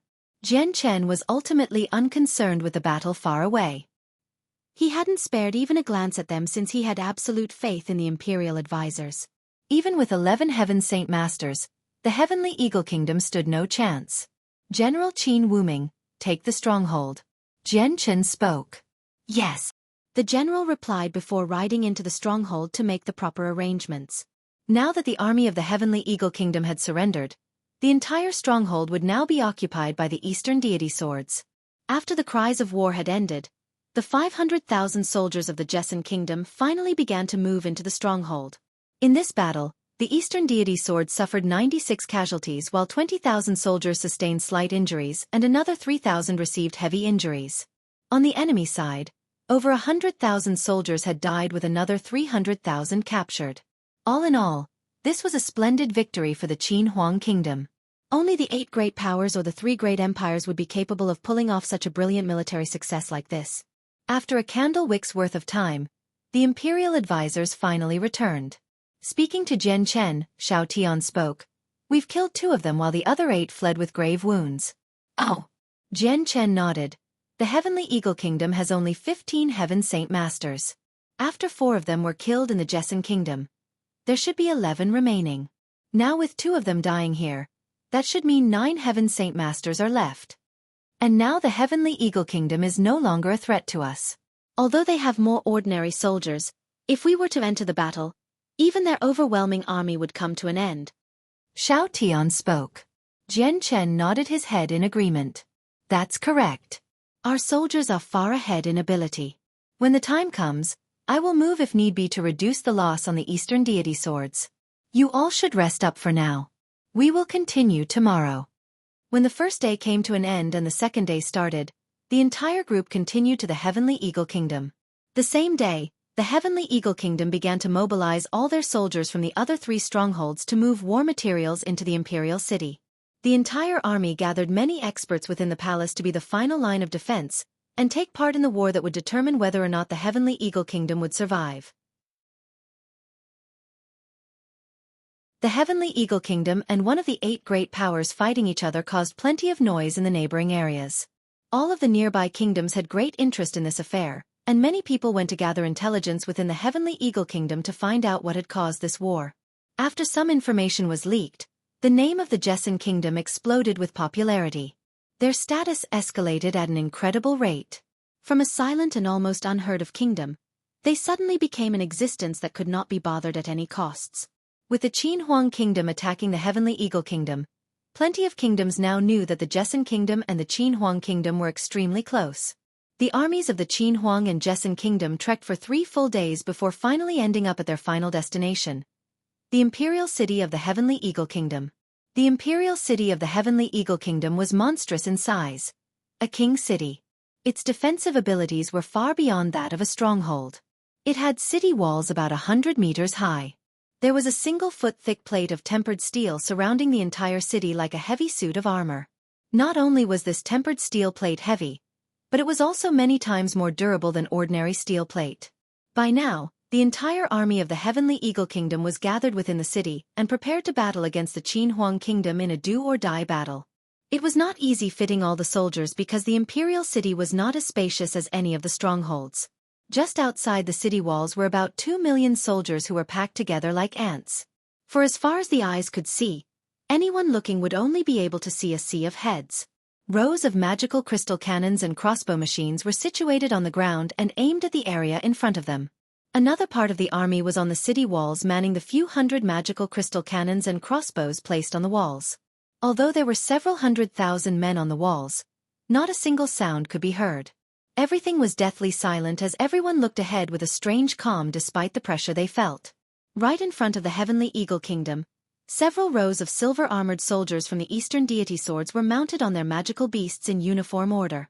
The entire division let out a mighty battle spirit that combined with the presence of their magical beast companions. At the very front of the division, Jian Chen and the other 13 members of the Qin Huang Kingdom lead the soldiers.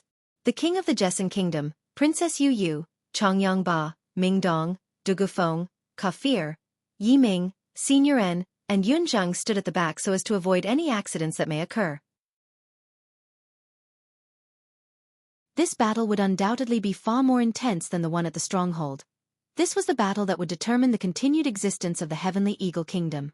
For that, the Heavenly Eagle Kingdom would surely go all out to defend their city, and for the sake of everyone's welfare, Jian Chen had all of his close family and friends stay behind. The armies of the Heavenly Eagle Kingdom and the Qin Huang Kingdom stood still and maintained position.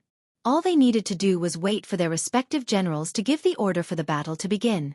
For 2 hours, both sides stood still before Jian Chen finally turned to Qin Wuming. Sound the order to attack. The Heavenly Eagle Kingdom were adamant on defending themselves to the death, so Jian Chen did not wish to spare any time trying to convince them to surrender. Nodding, Qin Wuming waved his hand and ordered, "Attack!" At his command, a series of weapon fire could be heard from behind the Eastern deity swords. Several spheres of fire fluctuating with an unstable amount of energy could be seen flying over the heads of the Eastern deity swords before ultimately landing within the concentrated area where the Heavenly Eagle Kingdom's army was. Half of these magical crystal cannons were forcibly taken from the Heavenly Eagle Kingdom's stronghold while the other half came from the Eastern deity swords themselves. The parts were split up between several space rings and could be assembled when needed. As the most elite division of the Qin Huang Kingdom, they were not only extremely strong, but they had all sorts of instruments of war prepared when the situation called for it. Previously, when they fought against the northern stronghold of the Heavenly Eagle Kingdom, they had no need for the cannons, thus they did not take them out to use. The Imperial City had far more soldiers within it than what a stronghold could boast. Even more so, The imperial city had a single foot thick of reinforced steel plating protecting it, so the magical beasts of the Eastern Deity Sword would have a hard time scaling it. There was no way for them to scale the walls as fast. Faced against such a problem, they had no other choice but to use the magical crystal cannons. Boom boom boom boom. Following several series of explosive sounds, the spheres of fire impacted at the rear of the Heavenly Eagle Kingdom's army. Leaving behind several large craters in the ground, all of the soldiers in close proximity were killed by the explosion. With a single barrage, the Heavenly Eagle Kingdom's army had suffered major losses. At the same time, the general of the Heavenly Eagle Kingdom's army had sent out the order to attack as well. The magical beast cannons constructed on the walls of the city fired in the direction of the Qin Huang Kingdom's army. They let loose several ear-whistling projectiles that streaked through the air toward the Eastern Deity Swords. Jian Chen and the 13 individuals soared up into the air before spreading out. Each person lifted both palms before a surge of energy from the world burst from them and hindered the speed of the projectiles flying toward them. In the end, the several hundred rounds of energy balls flew no further than 500 meters before losing all forward momentum and falling to the ground below. Coincidentally, another part of the Heavenly Eagle Kingdom's army was right below these energy balls. Not only did the Heavenly Eagle Kingdom fail to injure the soldiers of the Eastern Deity Sword, they instead killed off even more of their own soldiers. Bastard! You are excessive in your actions, to dare interfere with a battle between soldiers. A furious roar could be heard coming from the walls of the Heavenly Eagle Kingdom. Shortly afterward, 19 Heaven Saint Masters flew from the walls to face off against the 14 individuals. Seeing that the Heavenly Eagle Kingdom actually had 19 Heaven Saint Masters, Jian Chen had an astonished look in his eyes. According to his calculations, the Heavenly Eagle Kingdom should have only 9 remaining. For there to come out with another 10, Jian Chen felt that this was all very unexpected. So the Heavenly Eagle Kingdom has outside help. I wonder who would even try to take the Qin Huang Kingdom as their enemy? Jian Chen's eyes revealed a cold glare as he smiled at the 10 newcomers. A single middle-aged man suited in armor cupped his hands together before speaking rather impassively. We are from the sect of Dragon and Tiger. As of today, the Heavenly Eagle Kingdom belongs to our sect. We hope that the Qin Huang Kingdom will leave the Heavenly Eagle Kingdom alone.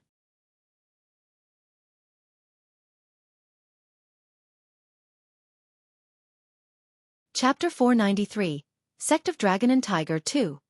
A single middle-aged man suited in armor cupped his hands together before speaking rather impassively. We are from the sect of Dragon and Tiger. As of today, the Heavenly Eagle Kingdom belongs to our sect. We hope that the Qin Huang Kingdom will leave the Heavenly Eagle Kingdom alone. Jian Chen's eyebrows furrowed together as his facial expression grew dark. Although he didn't know just what influence the sect of Dragon and Tiger had, seeing that they weren't afraid of the Qin Huang Kingdom made Jian Chen understand that their strength wasn't ordinary. However, Jian Chen had sworn to eliminate the Heavenly Eagle Kingdom. For the sect of Dragon and Tiger to interfere and protect the Heavenly Eagle Kingdom, Jian Chen felt quite displeased. Even the 10 imperial advisors and the 3 generals had sour looks on their faces as their eyes emitted fierce glints.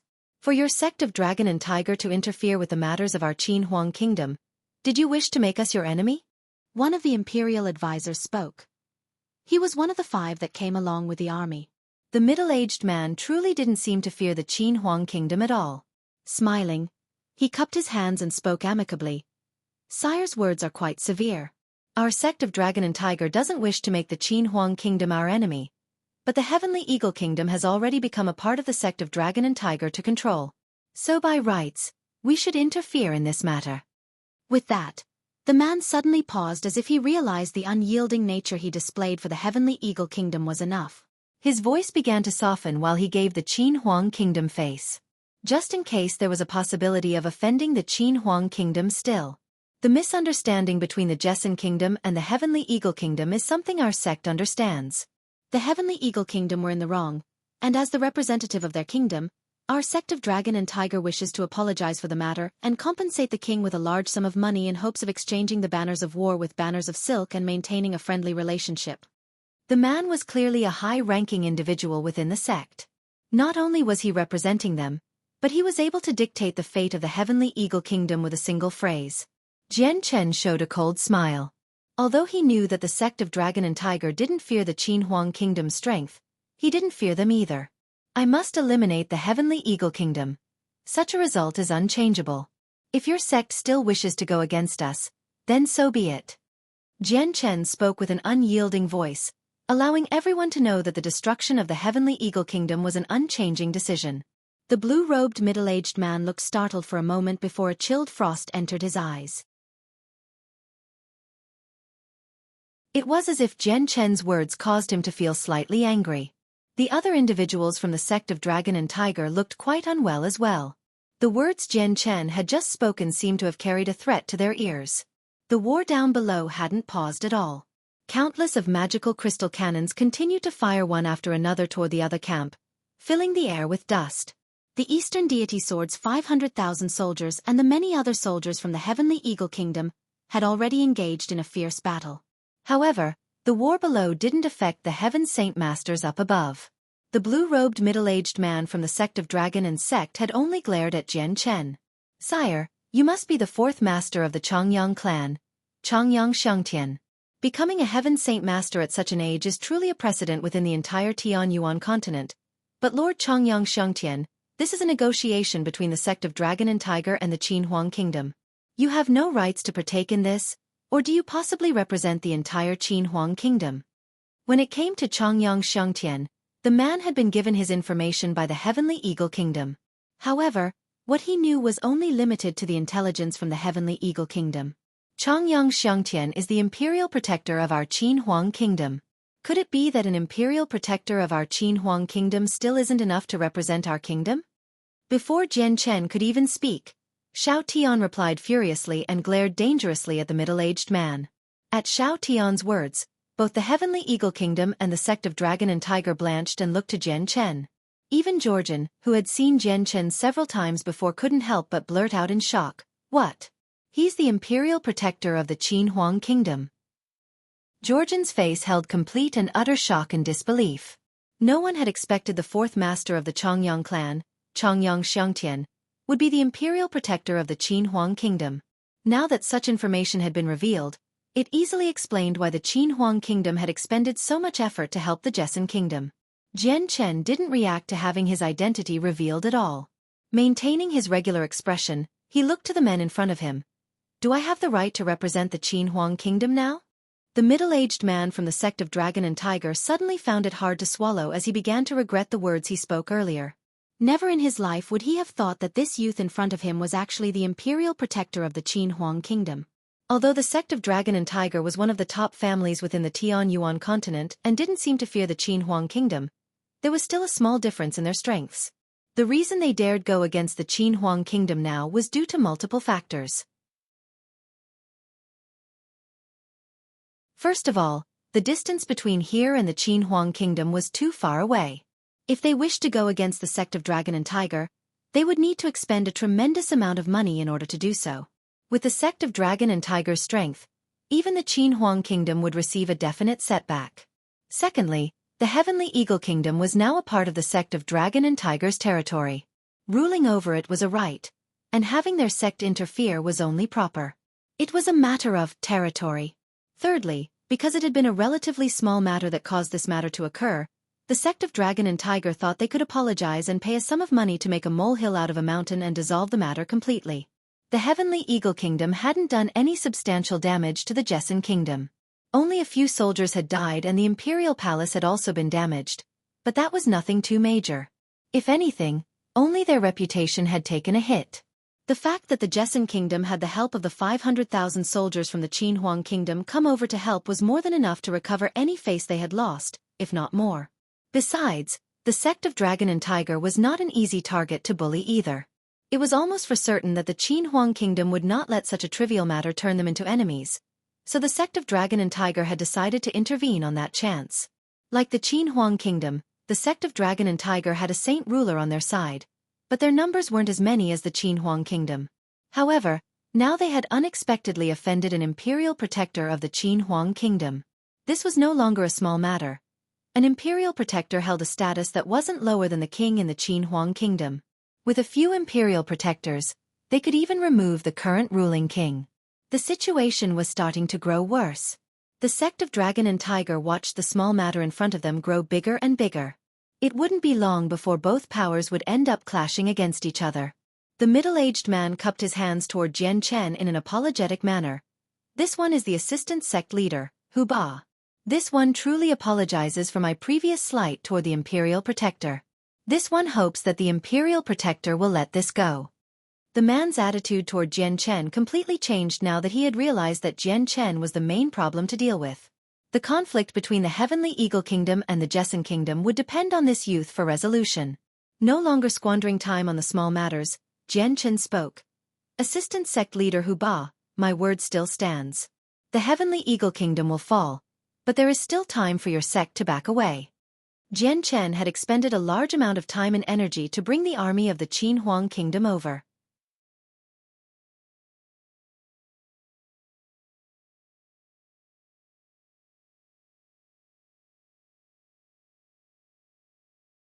Chapter 494, Sect of Dragon and Tiger, 3. Hu Ba had only looked like he was a 40-year-old man, but in truth, his real age was way past 200 years old. He was a 5th cycle Heaven Saint Master because of his talents with cultivation. Combined with his status as the assistant sect leader and mastery of a terrifyingly strong Heaven tier battle skill, his battle strength was no weaker than Shao Tian. While Jian Chen's age was generally far beneath what Hu Ba would consider to be taken seriously, Georgian had more or less explained Jian Chen's strength to him, so he didn't dare underestimate him now. Straight from the get-go, the man revealed his full strength. Materializing a saber that seemed capable of cleaving a mountain, he slashed it toward Jian Chen with an earth attribute to the blade and an ear-piercing sound. With a single thought, several thousand-arm-thick crossbow bolts began to float high into the air. An azure and violet glow began to shine around the crossbow bolts before shooting at Hu Ba with lightning-quick speed. The display of power was shocking, and the spectacle was nearly majestic in sight. With crossbow bolt after crossbow bolt zooming through the sky one after another, a single continuous ear-piercing whistle could be heard. Seeing the innumerable amount of steel crossbow bolts fly straight for him with an azure and violet glow, Hu Ba instantly thought back to what Georgian had told him. As his face fell, he brought his saber, which was originally about to chop into Jian Chen, back so that it could slash downward instead. With a brandish of the saber, a single bright glow of yellow light, 5 meters tall, materialized and struck against the crossbow bolts with the sounds of thunder. Hu Ba's strike had been even stronger than what one initially had thought. The moment the storm of crossbow bolts made contact with it, the crossbow bolts let out crisp splitting sounds before many of them were split in half by the light. When a 5th cycle Heaven Saint Master went all out, just how could anyone belittle their might? Despite Hu Ba's strike being unbelievably strong, the power and light eventually faded away. After breaking apart several hundred steel crossbow bolts, the light disappeared into thin air while the remaining crossbow bolts continued on without any hindrances to where Hu Ba was. Hu Ba displayed a serious look of concentration on his face. Just how do these regular steel crossbow bolts have such a strength under his control? An attack from those is enough to overwhelm the protective chi of a Heaven Saint Master, but it is still far from being a threat to me. Armor of the Earth God. A surge of earth-attributed light began to explode from within Hu Ba's body. It instantly covered the surface of his body in a golden shell with an equally golden light radiating from it. The earth-attributed Saint Force was the most defensive attribute out of the 6, and was sometimes referred to being the supreme defense. With Hu Ba being a 5th cycle Heaven Saint Master, his defensive strength would be incredibly stronger after it wrapped his entire body. It was more than enough to block several strikes from a Heaven Saint Master without breaking, and with Hu Ba using a supplementary Earth tier battle skill, the Armor of the Earth God, his defense was even stronger. The Armor of the Earth God was a defensive type of skill that only an individual with an Earth-attributed Saint Force could use. Its protective ability was incredibly strong, and even a Heaven Saint Master would find it difficult to harm the wielder once it was on.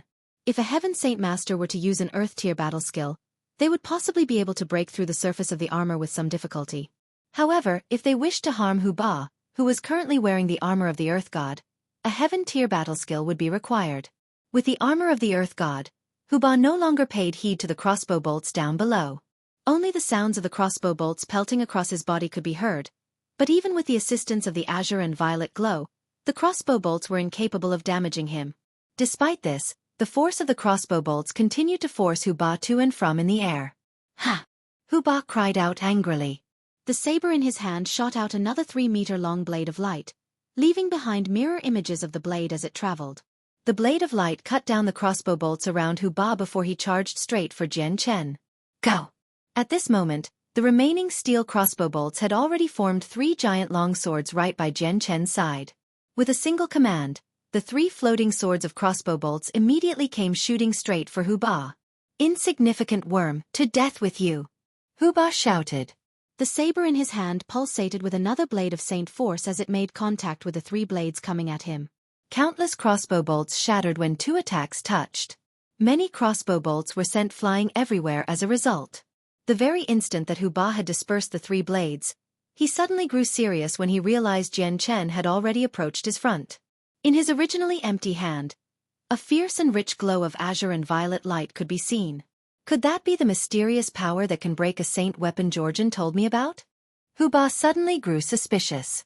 If he were up against a power that could damage a saint weapon, even he had to be cautious. Jian Chen was using the origin energy of the azure and violet sword spirits as a replacement for his light wind sword. He stabbed toward Hu Ba as if holding a sword. Knowing the terror of the origin energy, Hu Ba simply did not wish to go against it and hurriedly withdrew. With a loud shout at the same time, another 10-meter-long blade of light came forth from his saint weapon. With a power that seemed capable of bisecting an entire mountain, Jian Chen could faintly feel the faint image of a mountain right behind the strike along with an oppressing feeling. Earth Tier Battle Skill. Feeling the pressure beginning to mount up on his body, Jian Chen couldn't help but smirk in disdain. Unless he was going up against a Heaven Tier Battle Skill, anything else, even an Earth Tier Battle Skill, would not pose a threat to him at all. Controlling the origin energy of the sword spirits, Jian Chen took the initiative to defend himself against Hu Ba's Earth Tier Battle Skill. Without hesitation, he chased Hu Ba down and stabbed forward one stroke after another as if he were still using his light wind sword. Hu Ba was afraid of coming into contact with the origin energy. Dodging as best as he could, Hu Ba would sometimes lash out with the Earth Tier Battle Skill, but they were no use against Jian Chen. Not too long after, his heart began to pulsate with fury. "I'll see for myself if the energy Georgian spoke of is that strong. We'll see if it can easily destroy the saint weapon of a Heaven Saint Master."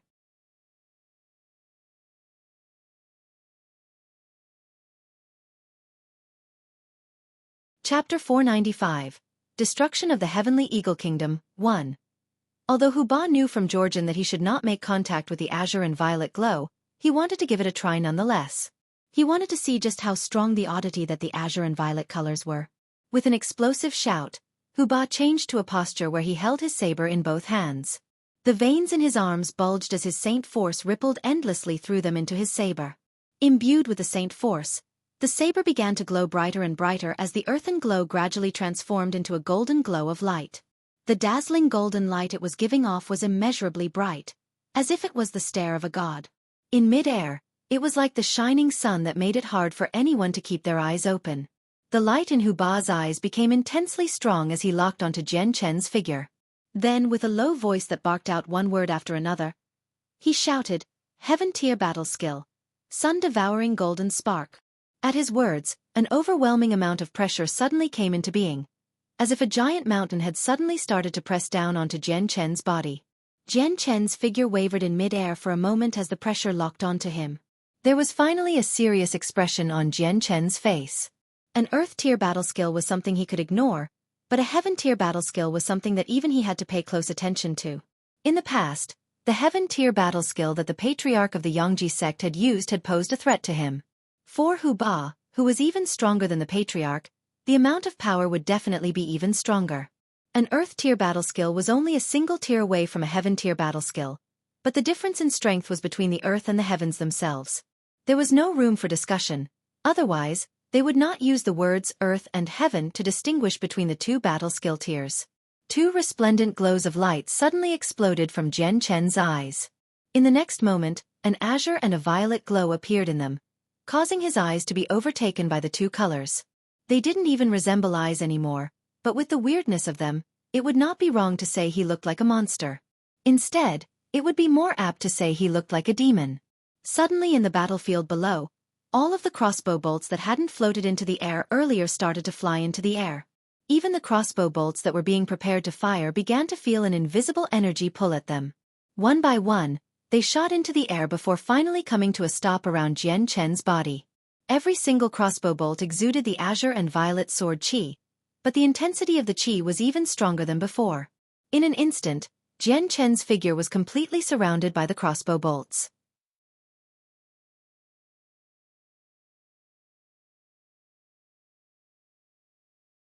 Several of the imperial advisors of the Qin Huang Kingdom began to use their heaven-tier battle skill, heavily injuring their enemies and causing several to fall to the earth. 2 of the Heavenly Eagle Kingdom experts had even been killed by one of the heaven-tier battle skills. With about 20 Heaven Saint Masters fighting about 1,000 meters high in the sky above the soldiers, the waves of energy from their battle were enough to cause the soldiers below to be subject to heavy losses. Soon, the energy waves began to dissipate, allowing Jian Chen and Hu Ba's figure to slowly come back into everyone's view. The 2 men were floating 50 meters away from each other with pale faces and ragged clothes. Neither of the 2 had the elegant poise from earlier with their clothes showing tears in it.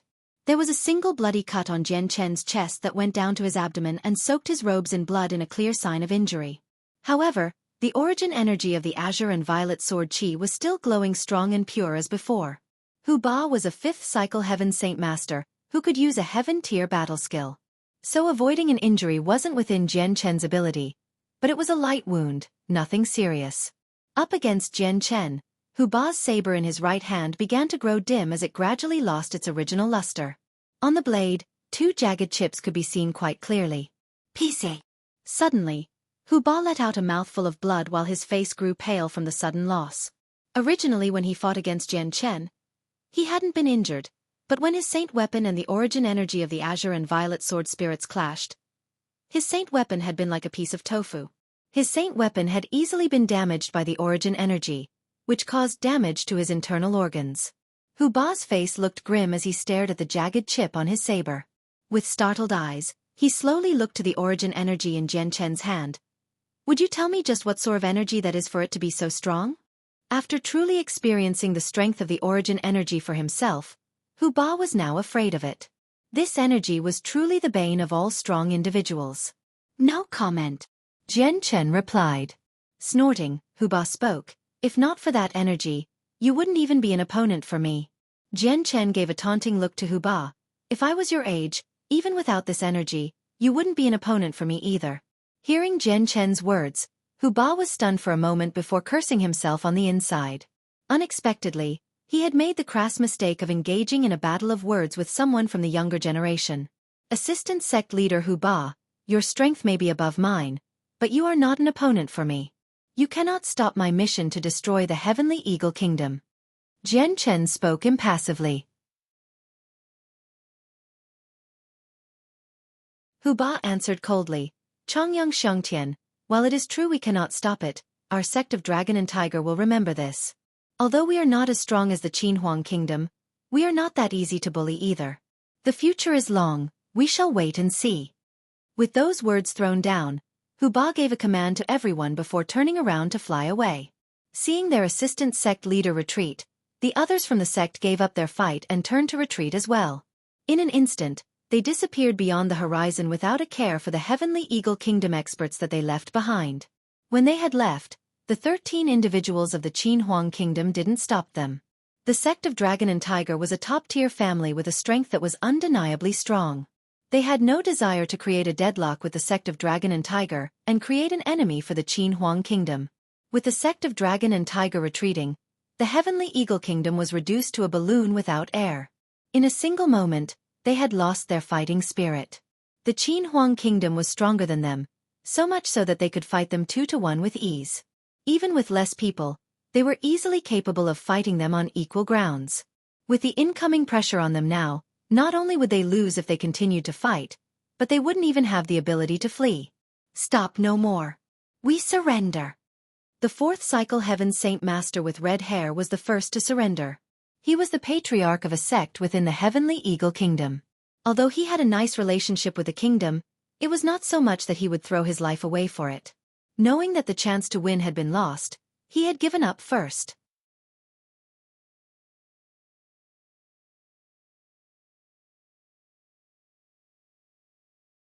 Chapter 496, Destruction of the Heavenly Eagle Kingdom, 2.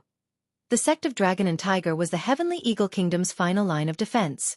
With their retreat, the Heavenly Eagle Kingdom no longer had the ability to defend themselves against the Qin Huang Kingdom. The other Heaven Saint Masters from the kingdom had no desire to fight and throw away their lives. They had been pulled into this by the Heavenly Eagle Kingdom while not having any personal grievances with the Jesson Kingdom. They had done nothing wrong, so they surrendered without a second thought. The sect of Dragon and Tiger were the pillars of the Heaven Saint Masters of the Heavenly Eagle Kingdom, but the Heaven Saint Masters were the pillars of support for the ordinary soldiers fighting down below. So when the Heaven Saint Masters were all captured, the soldiers lost their fighting spirit and began to surrender. Finding a thick iron chain, Jian Chen had Xiao Tian and the others bind up the Heaven Saint Masters. Although it wouldn't actually serve to do so, in the eyes of the regular soldiers down below, the reality was quite different. At this treatment from the Qin Huang Kingdom, the individuals from the Heaven Saint Masters were silently fuming in anger, but they could only swallow their anger and bear the shame. Although this was a loss of face right in front of all these soldiers, if it meant that their lives were saved, what point did face serve? Besides, being captured by the hands of the Qin Huang Kingdom's imperial advisors wasn't too grievous. Xiao Tian, you 10 will stay here and look over them. If anyone tries to rebel or has any other ideas, then kill them. Jian Chen commanded to the 10 imperial advisors. Yes, Imperial Protector. Xiao Tian replied before bringing the captured Heaven Saint Masters down to the walls of the city. Jian Chen looked to Qin Wuming and the other two.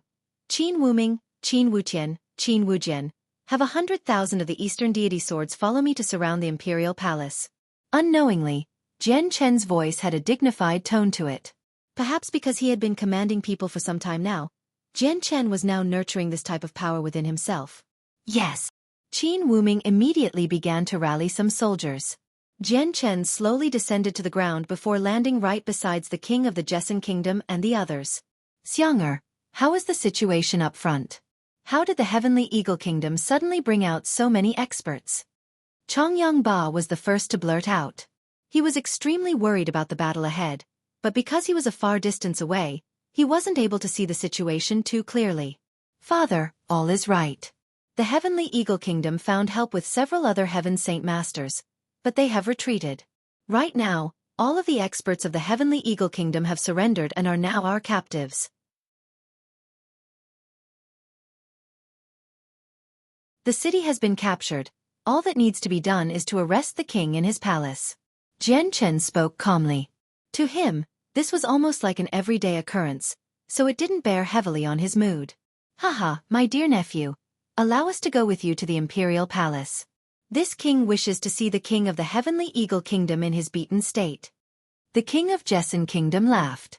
There was longing in his voice, and right now, the signs of being a king couldn't be detected anywhere in him.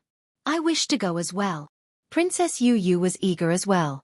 Perhaps it was because she was too excited, but her beautiful face had turned quite pink. Yet, this shade of pink only served to add to her charm. Jian Chen smiled. Right now all the Heavenly Eagle Kingdom's experts have been captured. All that remains within the palace should be Earth Saint Masters and the sort, meaning there should be no threat at all. We'll all go at once then. The Jesson Kingdom's 500,000 soldiers did not enter the city and instead set up camp outside. Jian Chen brought the king, Chongyang Ba, and the others on magical beasts into the city on the blood-stained roads. Sometimes blood would be splashed up into the air. The smell was so eye-watering that the princess had to use her hand to cover her nose and hold her eyes shut so that she wouldn't look at the ground. The interior of the city was like the pure land within the secular world. Although some smoke could be seen wafting around, it was not as bloody as the outside of the city. Everything seemed to be at peace here. Traveling through the interior of the city for a while, Jian Chen finally saw Qin Wuming and the other two riding on their bloody mounts along with their division of soldiers. To the Imperial Palace. Jian Chen shouted, riding his magical beast mount to the very front toward the Imperial Palace. On both sides of the streets, the commoners and the mercenaries stood by and watched the charge. Their fingers pointed at the army of the Qin Huang Kingdom with an endless amount of discussion, but everyone's faces had a look of worry and terror, afraid of what the war meant for them. With the speed the army was traveling at, it took them less than a candle worth of time to arrive at the Heavenly Eagle Kingdom's Imperial Palace doors. However, compared to the past, the Imperial Palace had lost all of its might. Despite the guards all being there, they all carried a bleak and desolate expression, almost like it was the dusk of Judgment Day for them. Walking to the very end, None of the soldiers had the same dazzling light of magnificence to them. When the squadron of soldiers on top of the walls of the palace saw Jian Chen's group, their faces instantly blanched before getting off the walls and out of sight in a panicked run. Surround the palace, don't let anyone out. If anyone doesn't comply, kill them without pardon.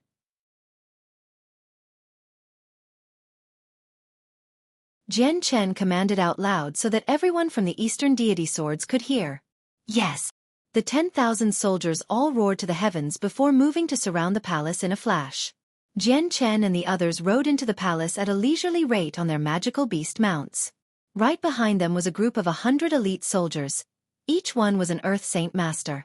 At this moment within the interior of the palace, the king sat by himself with a decadent look on his dragon throne. His eyes were vacant as he stared around the palace without any spirit to them. He had already received a report about the result of the war. Originally, he had thought he could depend on the power of the sect of Dragon and Tiger to escape without mishap. With the sect of Dragon and Tiger being one of the strongest sects on the Tianyuan continent with a power that wasn't too beneath the Qinhuang kingdom, he thought that even the Qinhuang kingdom would fear confrontation with them. He didn't think that the Jessan and Qinhuang kingdom would be so intent on destroying his heavenly eagle kingdom. Not only did they not hesitate to back away from the sect of Dragon and Tiger, they had even sworn an oath to trample over the heavenly eagle kingdom. Looking around the empty palace halls, the king had a sorrowful feeling in his heart. He knew that after this event, the heavenly eagle kingdom would be forever committed to being history never to return. AI, how unexpected. Truly unexpected. For a simple mistake in the past, the sweat and blood generations and generations have put into founding this country was ruined. The king sighed helplessly. At this moment, the palace eunuch came running into the halls in a hurry. Frantically he spoke, "Your Majesty, the eldest prince, second prince, and third princess has successfully entered the secret passageway and escaped. There's not much time left. Your Majesty has to leave here now, or there won't be any time left." The king of the heavenly eagle kingdom shook his head without saying a word. The palace eunuch wasn't able to understand what the meaning was. "Your Majesty, there really is no time to spare. The army of the Qinhuang kingdom has already entered the palace and will be here in a moment. Your Majesty, if we don't go now, it'll be too late. We must leave now. While the green hills last, there'll be wood to burn. As long as our lives are saved, then there will be a chance to make a comeback." The eunuch spoke in a panic. "No, I won't run." The king finally spoke. Pushing away the eunuch, he stood up from his throne and looked at the still empty palace halls. With a gloomy spirit he muttered, "If you wish to go, then go. This king won't go. This king will stay. This king will not go. This king won't leave this place. This king wants to stay. Your Majesty, don't speak so foolishly. There's no time, we must leave straight away. There is no time if we go later." The eunuch was panicked now and began to pull at the king's arm. "Get out!" The king exploded before swinging his arm to throw the eunuch away. "This king will not go. This king will be with the heavenly eagle kingdom. When the kingdom lives, the people live. When the kingdom dies, the people die." The king began to grow more and more emotional. These words had been shouted out loud.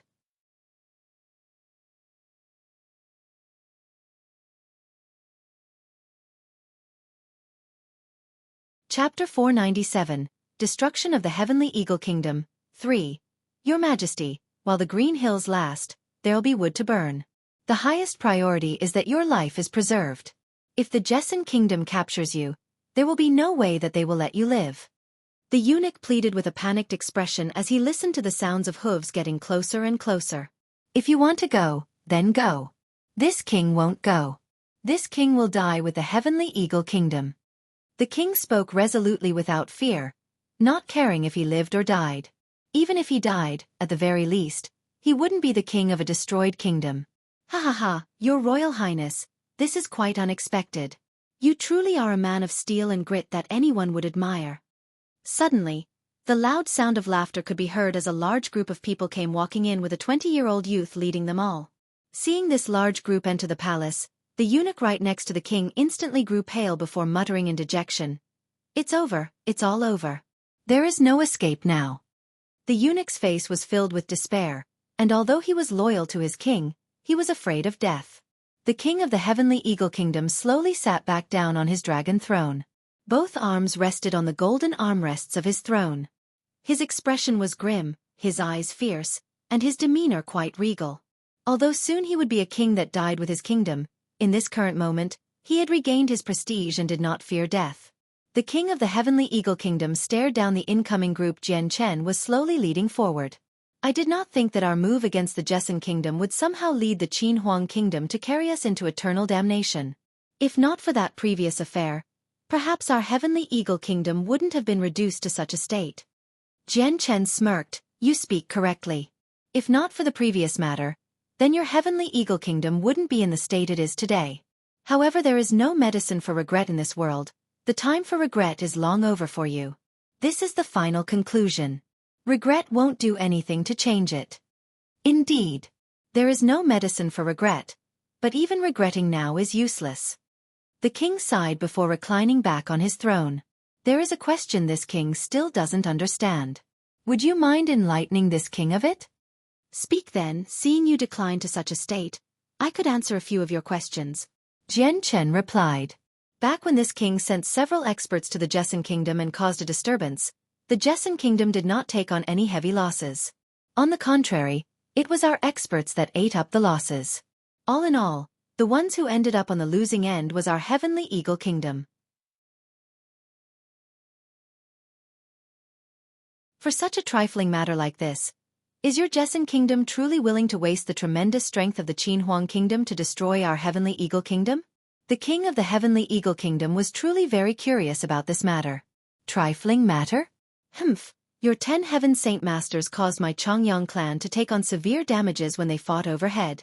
The entire compound had been reduced to rubble, and plenty of people from my clan had been badly injured. If not for the 5 imperial advisors from the Qin Huang kingdom residing there at the time, my Chongyang clan wouldn't have even survived the calamity that befell them. Even the king of our Jessen kingdom was kidnapped by you, yet you still consider this a trifling matter? Jian Chen spoke seriously. The king of the heavenly eagle kingdom looked to Jian Chen. If my guess is correct, you must be the 4th master of the Chongyang clan, Chongyang Xiangtian. Correct, I am he. Jian Chen replied proudly. The king swept his eyes to the people behind Jian Chen. The sudden close friendship between the Jessen and Qin Huang kingdom had to be your doing, I presume.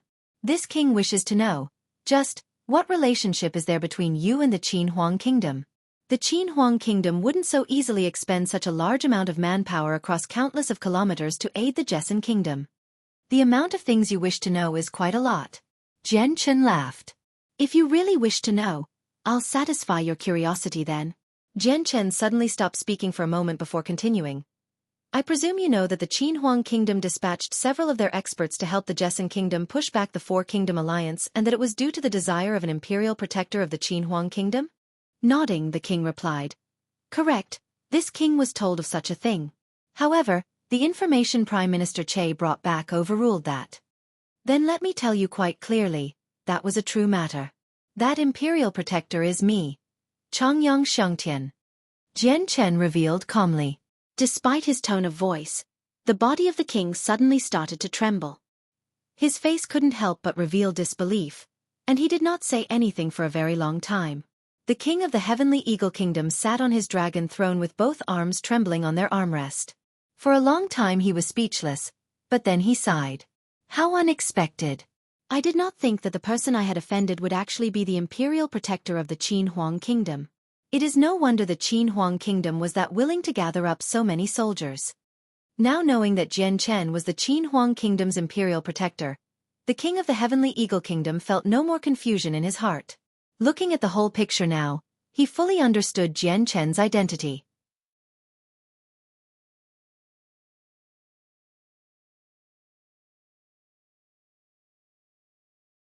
With everyone looking out for their own life, no one had the time or luxury to look after someone else. Just at that moment, a rumbling sound could be heard from above as the entire passageway began to shake. Afterward, a terrified shout could be heard from up front. No! The passageway has collapsed, the front path has been blocked. It's over with the passageway caved in, we don't have any way to escape. What, the passageway caved in? How could that be? This entire path was reinforced, Just how could it cave in so easily? Within the giant halls of the palace, Jian Chen walked up to the loyal eunuch and spoke. Who are you? Seeing Jian Chen turn his attention to himself, the eunuch let out a fearful sound before kneeling on the ground, trembling in fear. This slave is the king's eunuch of meals. I am in charge of the king's everyday meals. Tell me where the second prince has escaped off to. Jian Chen spoke calmly and warmly, but there was an overwhelming amount of pressure delivered to the eunuch as well. This slave does not know. The eunuch was a man who feared death, so his entire body refused to stop shaking. Jian Chen's eyes flashed dangerously. What a truly loyal person, but even if you don't tell me, it'll take an hour for me to find him.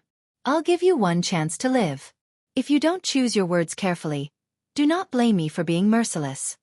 Chongyang Xiantian, they most likely escaped in secret already. We just need to find traces of a secret passageway. Princess Yu Yu suddenly spoke. Jian Chen shook his head. I know what passageway they escaped into, but the second prince isn't in it. There isn't a trace of the second prince in the palace either. How do you know he isn't in the passageway? The princess asked with curiosity. She had been right by Jian Chen's side ever since they entered the imperial palace. She had not seen anyone ever come report to Jian Chen. So the fact that Jian Chen knew that the second prince wasn't escaping in the secret passageways was a completely mystery to her. Jian Chen smiled. I naturally have my own methods. Turning around, Jian Chen looked once more to the eunuch in front of him. Now, will you tell me or not? Seeing the eunuch stay quiet, Jian Chen revealed a cold smile. It doesn't matter if you speak. I'll find the second prince myself with some effort. Soldier, take him away to be executed. I'll speak. As soon as Jian Chen finished speaking, the cowardly eunuch's final line of defense crumbled away.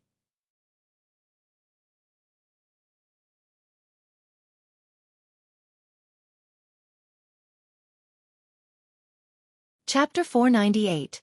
Destruction of the Heavenly Eagle Kingdom, 4. You'd best not lie to me. Jian Chen's eyes revealed an intimidating light as he glared at the eunuch. The eunuch's body trembled in his spot on the floor. His eyes revealed a terrified expression as he spoke. This slave wouldn't dare. This slave doesn't dare. Now then, where did the second prince run off to? Jian Chen was convinced that the second prince had exaggerated the story to the king of the Heavenly Eagle Kingdom to make it sound more serious. Since his Chongyang clan had been a victim to calamity because of the second prince, Jian Chen definitely wouldn't let him go. Jian Chen already had a few problems with the second prince at the Jessen Kingdom's palace. The second prince. He left the palace 2 days ago. This servant heard from the king that the second prince may have been sent to the Sunset Kingdom. The eunuch trembled with fear as he replied to Jian Chen. What? The second prince has already left the Heavenly Eagle Kingdom? Jian Chen's eyebrows narrowed together. If the second prince had truly left the kingdom 2 days ago, then finding him would become more difficult than he initially thought. Yes. This servant heard this from the king's mouth. It shouldn't be wrong. The eunuch explained. With his eyebrows still furrowed together in thought, Jian Chen had 2 soldiers from the Eastern deity swords take the eunuch away. The second prince is quite quick-witted. I didn't think he would run away. Jian Chen, what will you do now? Ming Dong asked. For him, there was only hatred in his heart for the second prince. I won't let him get away, but there's no need to rush. Wait until we ascertain the second prince's whereabouts. We will think of the proper countermeasure then. Right now, we should stay here for a while. Those who were trying to escape in the secret passageway will be soon brought here. Jian Chen answered. Right now, the entire palace of the Heavenly Eagle Kingdom was in turmoil. The king had already been captured and the palace was seized, but there were still countless imperial guards in there. Although a good portion of the imperial guards had already surrendered, there were still a few loyal imperial guards that fought to their deaths in an attempt to resist. Battling against the Eastern deity swords, the battles could be heard throughout the palace. How could these imperial guards be a match for the elite squadron of the Qin Huang Kingdom? Although the imperial guards were all at the Earth Saint Master level, the Eastern deity swords were all comprised of the same level as they, and there were even more of them than the imperial guards. Despite the fierce resistance the imperial guards put up, they were still powerless, and were beaten into submission by the Eastern deity swords. The imperial guards didn't last for more than an hour before they were all defeated. Any of the last remaining resistance was soon weeded out, with the Eastern deity swords only sustaining minor injuries. After all of the resistance had been rooted out, the Eastern deity swords began to do a sweep across the palace. However, just like Jian Chen had commanded, they had captured most of the royal members of the kingdom and did not make things difficult for the maids and servants. In this blanket sweep, the entire palace had its hidden cellars revealed and searched, revealing a good amount of nobles squirreled away. There was even a secret passageway where a group of Eastern deity swords were sent in to investigate. With all of them being Earth Saint Masters, they cautiously began to walk deep into the passageway. In no time at all, they arrived at the end of the passageway, where they managed to capture over 1,000 people who were stuck due to the passageway caving in front of them. Gathered in front of the palace, the prisoners were now awaiting the verdict of the imperial protector. Within the center of the palace of the Heavenly Eagle Kingdom were about 2,000 members of the royal family kneeling down in the open space. There were males and females, young and old, but they were all terrified to the point where their bodies trembled with fear. Everyone was afraid for their own lives and feared that they would die here. Such a fear like that caused many to start to cry. That was because every noble and official of a dead kingdom would always be killed by the enemy without mercy on the Tianyuan continent. Even the imperial concubines and children were no exceptions. Only a small minority were allowed to live. That was the method of eliminating the roots to destroy the weed. Surrounding the royal family of the kingdom, several hundred white-armored soldiers stood like stone statues. Forming a circular ring, they imprisoned the 2,000 royal members within. Jian Chen looked expressionlessly at the dense crowd of people who were kneeling on the ground. Now, I will ask everyone a series of questions. The first one to answer, I will spare and let go. Hearing this, everyone's eyes began to light up with hope. Their originally deathly still hearts began to rekindle with the flames of desire to live. Although Jian Chen looked extremely young and they had no idea who he was, they weren't idiots. Their eyes were bright and sharp. When they saw the three generals standing behind Jian Chen, they knew the youth was their leader. His words were definitely worth their weight in gold. In front of so many people, just who would play a joke on a group of prisoners? How many princes does the king of the Heavenly Eagle Kingdom have? Jian Chen gave out his first question. 3. 3. There's 3. As soon as Jian Chen asked his question, plenty of people frantically began to answer in a cacophony of sound. The answers were unanimous. With the Heavenly Eagle Kingdom at its end, they would rather save their own lives and throw away their loyalty to the kingdom to the farthest reaches of the earth. Seeing the result exceed his expectations by a tremendous amount, Jian Chen couldn't help but crack a satisfied smile. Very good. Everyone is very cooperative. If things continue on like this, then I will be very happy and will allow everyone to go free. My lord, is that true? If we answer everything, will you really let all of us go? Someone from the crowd asked, trying to hide the hope in his voice. Jian Chen displayed a warm expression on his face. However, in the eyes of the nobles of the Heavenly Eagle Kingdom, his smile was the smile of a demon. Jian Chen pointed to the group of people behind him. Everyone can see this, right? If these people are not the nobles of the Jessan Kingdom, they are the generals of the Qin Huang Kingdom. In front of so many people, how would I make a promise that I would not comply with? Jian Chen's words were like a tranquilizer for their fears. The authority of the nobles of the Jessan Kingdom wasn't something they could have faith in so easily, but the generals of the Qin Huang Kingdom were different. Each of them were even higher in military strength than the king of the Jessan Kingdom. Even their authority was on a higher level than the king. Right now, with even the generals of the Qin Huang Kingdom standing behind the youth, it was very obvious that this youth's status in the Qin Huang Kingdom was even higher than theirs. Continuing to speak, Jian Chen said, naturally, there will be a small group of people that will have to remain behind. The meaning of Jian Chen's instantly made each of the 2,000 captives think to the immediate family of the king of the Heavenly Eagle Kingdom. By chance, are any of the princes still here? Jian Chen asked. Yes, there is. He's the eldest prince. This is the third prince. As soon as Jian Chen finished asking, many people began to point out the third and eldest prince, causing the faces of the two princes to drain into a pale color. Bring them forth, Jian Chen commanded. Straight away, several silver-armored soldiers wrestled the two figures the group had pointed out and brought them to Jian Chen. Jian Chen's eyes measured up the two princes in front of him. In an attempt to hide their identities, They had worn the clothes of a person of lower rank with countless of smudges on them. Their hair was disheveled, making them seem more like the beggars on the streets rather than princes. Between the two, one youth looked to be nearing his 30s while the other was about 20 years old, an age that wasn't too far away from Jian Chen. Trembling in fright before Jian Chen, neither of the two princes dared stare at Jian Chen. "Are you or are you not the third and eldest prince?" Jian Chen asked. "Yes." Both princes were men who were afraid of death and greedy for life instead of men who were proud and unyielding. Up against Jian Chen, they could only answer as they quaked in fear. "Tell me, where is the second prince?" Jian Chen demanded. "He went to the Sunset Kingdom." The eldest prince didn't hesitate to reveal the whereabouts of the second prince. Although he and the second prince were bound together by blood, they were not on the best of terms. There had been many secret clashes between them, so the eldest prince was eager to see the second prince die. Jian Chen narrowed his eyes. "What is the second prince doing in the Sunset Kingdom?" "I don't know. Something like this. I'm afraid only my father would know the answer. If you wish to know, then you must ask him." The eldest prince swallowed as he pushed the burden onto the king. Contemplating for a moment, Jian Chen spoke. "Take these two princes and investigate them thoroughly. As for this group, look through their space belts and space rings before letting them go." As the two princes were taken away, the 2,000 remaining members were thoroughly searched. As a kingdom that was far wealthier than the Jessen Kingdom, the nobles of the Heavenly Eagle Kingdom had to have a terrifying sum of wealth if combined together. Jian Chen hadn't bothered to kill them and instead gave the 2,000 people a way of escape.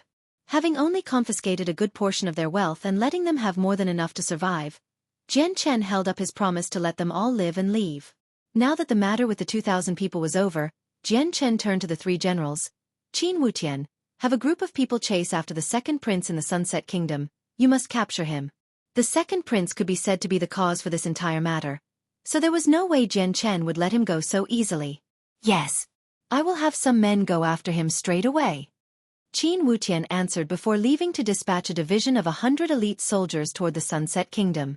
At that moment, a single silver-armored soldier came before Jian Chen and knelt down. "A report for the honored Imperial Protector. We have discovered the treasury of the Heavenly Eagle Kingdom." Jian Chen's eyes lit up before waving his hand. "Lead the way."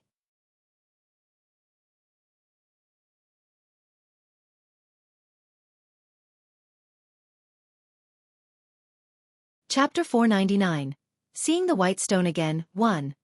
Along with the remaining generals, Jian Chen and the soldiers swiftly walked through the palace into the deepest parts of the Heavenly Eagle Kingdom. The treasury of the Heavenly Eagle Kingdom was located within the depths of the palace.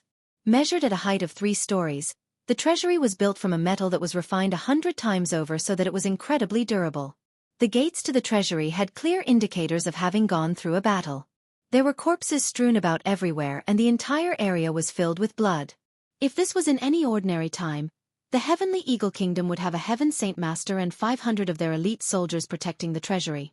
But with the entire palace already seized by the Eastern deity swords and all of the Heaven Saint Masters essentially either dead or captured, there were no experts left.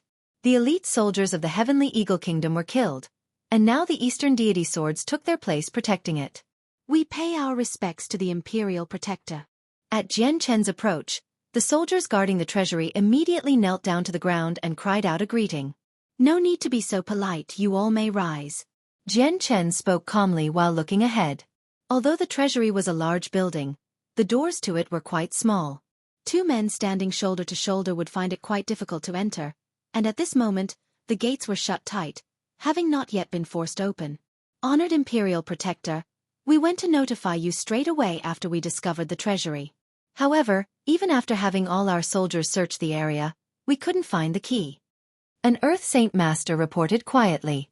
"And you've done well." Jian Chen nodded his head in approval.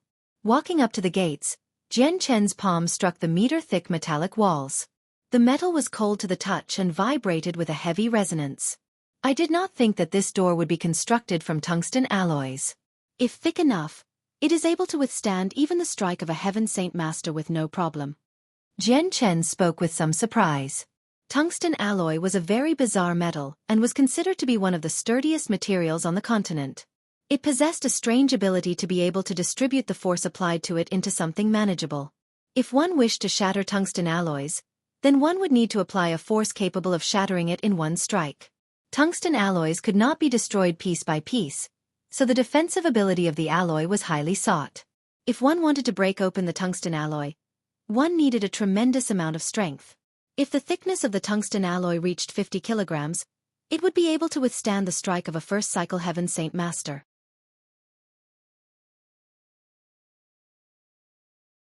With 250 kilograms, it would be able to withstand a third cycle Heaven Saint Master. If it was over 500 kilograms, even a sixth cycle Heaven Saint Master would find it difficult to destroy. The durability and the scarcity of the tungsten alloy made it an extremely precious and expensive item. Worth almost its weight in currency. If there was a deposit of 50 kilograms worth of tungsten alloy, it would be worth 500 kilograms of purple coins. Despite the price being 10 times the weight, not every city used this as a standard. It appears that the Heavenly Eagle Kingdom is quite prosperous if they are able to build the doors to their treasury out of tungsten alloy. This large chunk should be around 250 kilograms at the very least. If I want to break it, I would need to exert myself by a decent amount. Qin Wuming muttered. With that, Qin Wuming walked up to the tungsten alloy door. Imperial Protector, please allow me to try and destroy this gate. Jian Chen nodded his head before taking a few steps back to allow Qin Wuming. Not only was Qin Wuming the Vice-General of the Eastern Deity Swords, he was also a Heaven Saint Master who reached the third cycle and possessed several battle skills. As long as the tungsten alloy door was less than 250 kilograms in weight, he would be able to break it. Qin Wuming made every nearby soldier move farther away before bringing the large amount of Saint Force in his hand up, to strike at the small door. Bang! A loud explosion rocked the entire palace as Qin Wuming's hand pressed against the tungsten alloy door. The entire treasury seemed to have begun to shake, and if not for the fact that the entire building was made of reinforced steel, the treasury would have came crashing down. Taking his palm off, Qin Wuming and the others could see that the tungsten alloy door was still standing nice and tall in front of them. It hadn't been broken, and Qin Wuming's palm didn't even leave a trace of it on the alloy. Seeing that his own palm was useless, Qin Wuming let out an icy grunt before taking out his saint weapon that blazed with a blue-colored saint force. With all his strength, Qin Wuming struck at the door. Using his saint weapon, Qin Wuming's strike was roughly 2 to 3 times stronger than his palm strike. With his current strike, even a large mountain could be cleaved in half by him. Bang! A fierce explosion could be heard as the whiplash of energy flooded the entire area before dissipating. The ground near the treasury started to fracture and split into crevices. Some of the soldiers of the Eastern Deity Swords were even forced back several steps. However, even after the tremor subsided and Qin Wuming had finished his strike with his saint weapon, the door had not been broken. Father, the door must be beyond 250 kilograms in weight. It could possibly be beyond 500 kilograms. We should go call for some of the others to help us break down this door. Qin Wujian mentioned.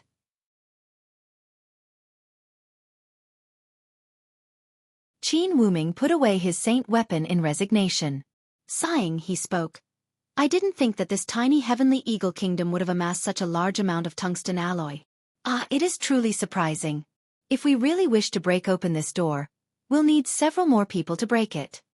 No need for that, allow me to try. Jian Chen came up from behind. I doubt such a small metal door would be able to block my path. Seeing how Qin Wuming was unable to break past the door, Jian Chen decided to not hold back. Bringing forth the origin energy of the azure and violet sword spirits, Jian Chen's right hand began to glow with the same azure and violet colors.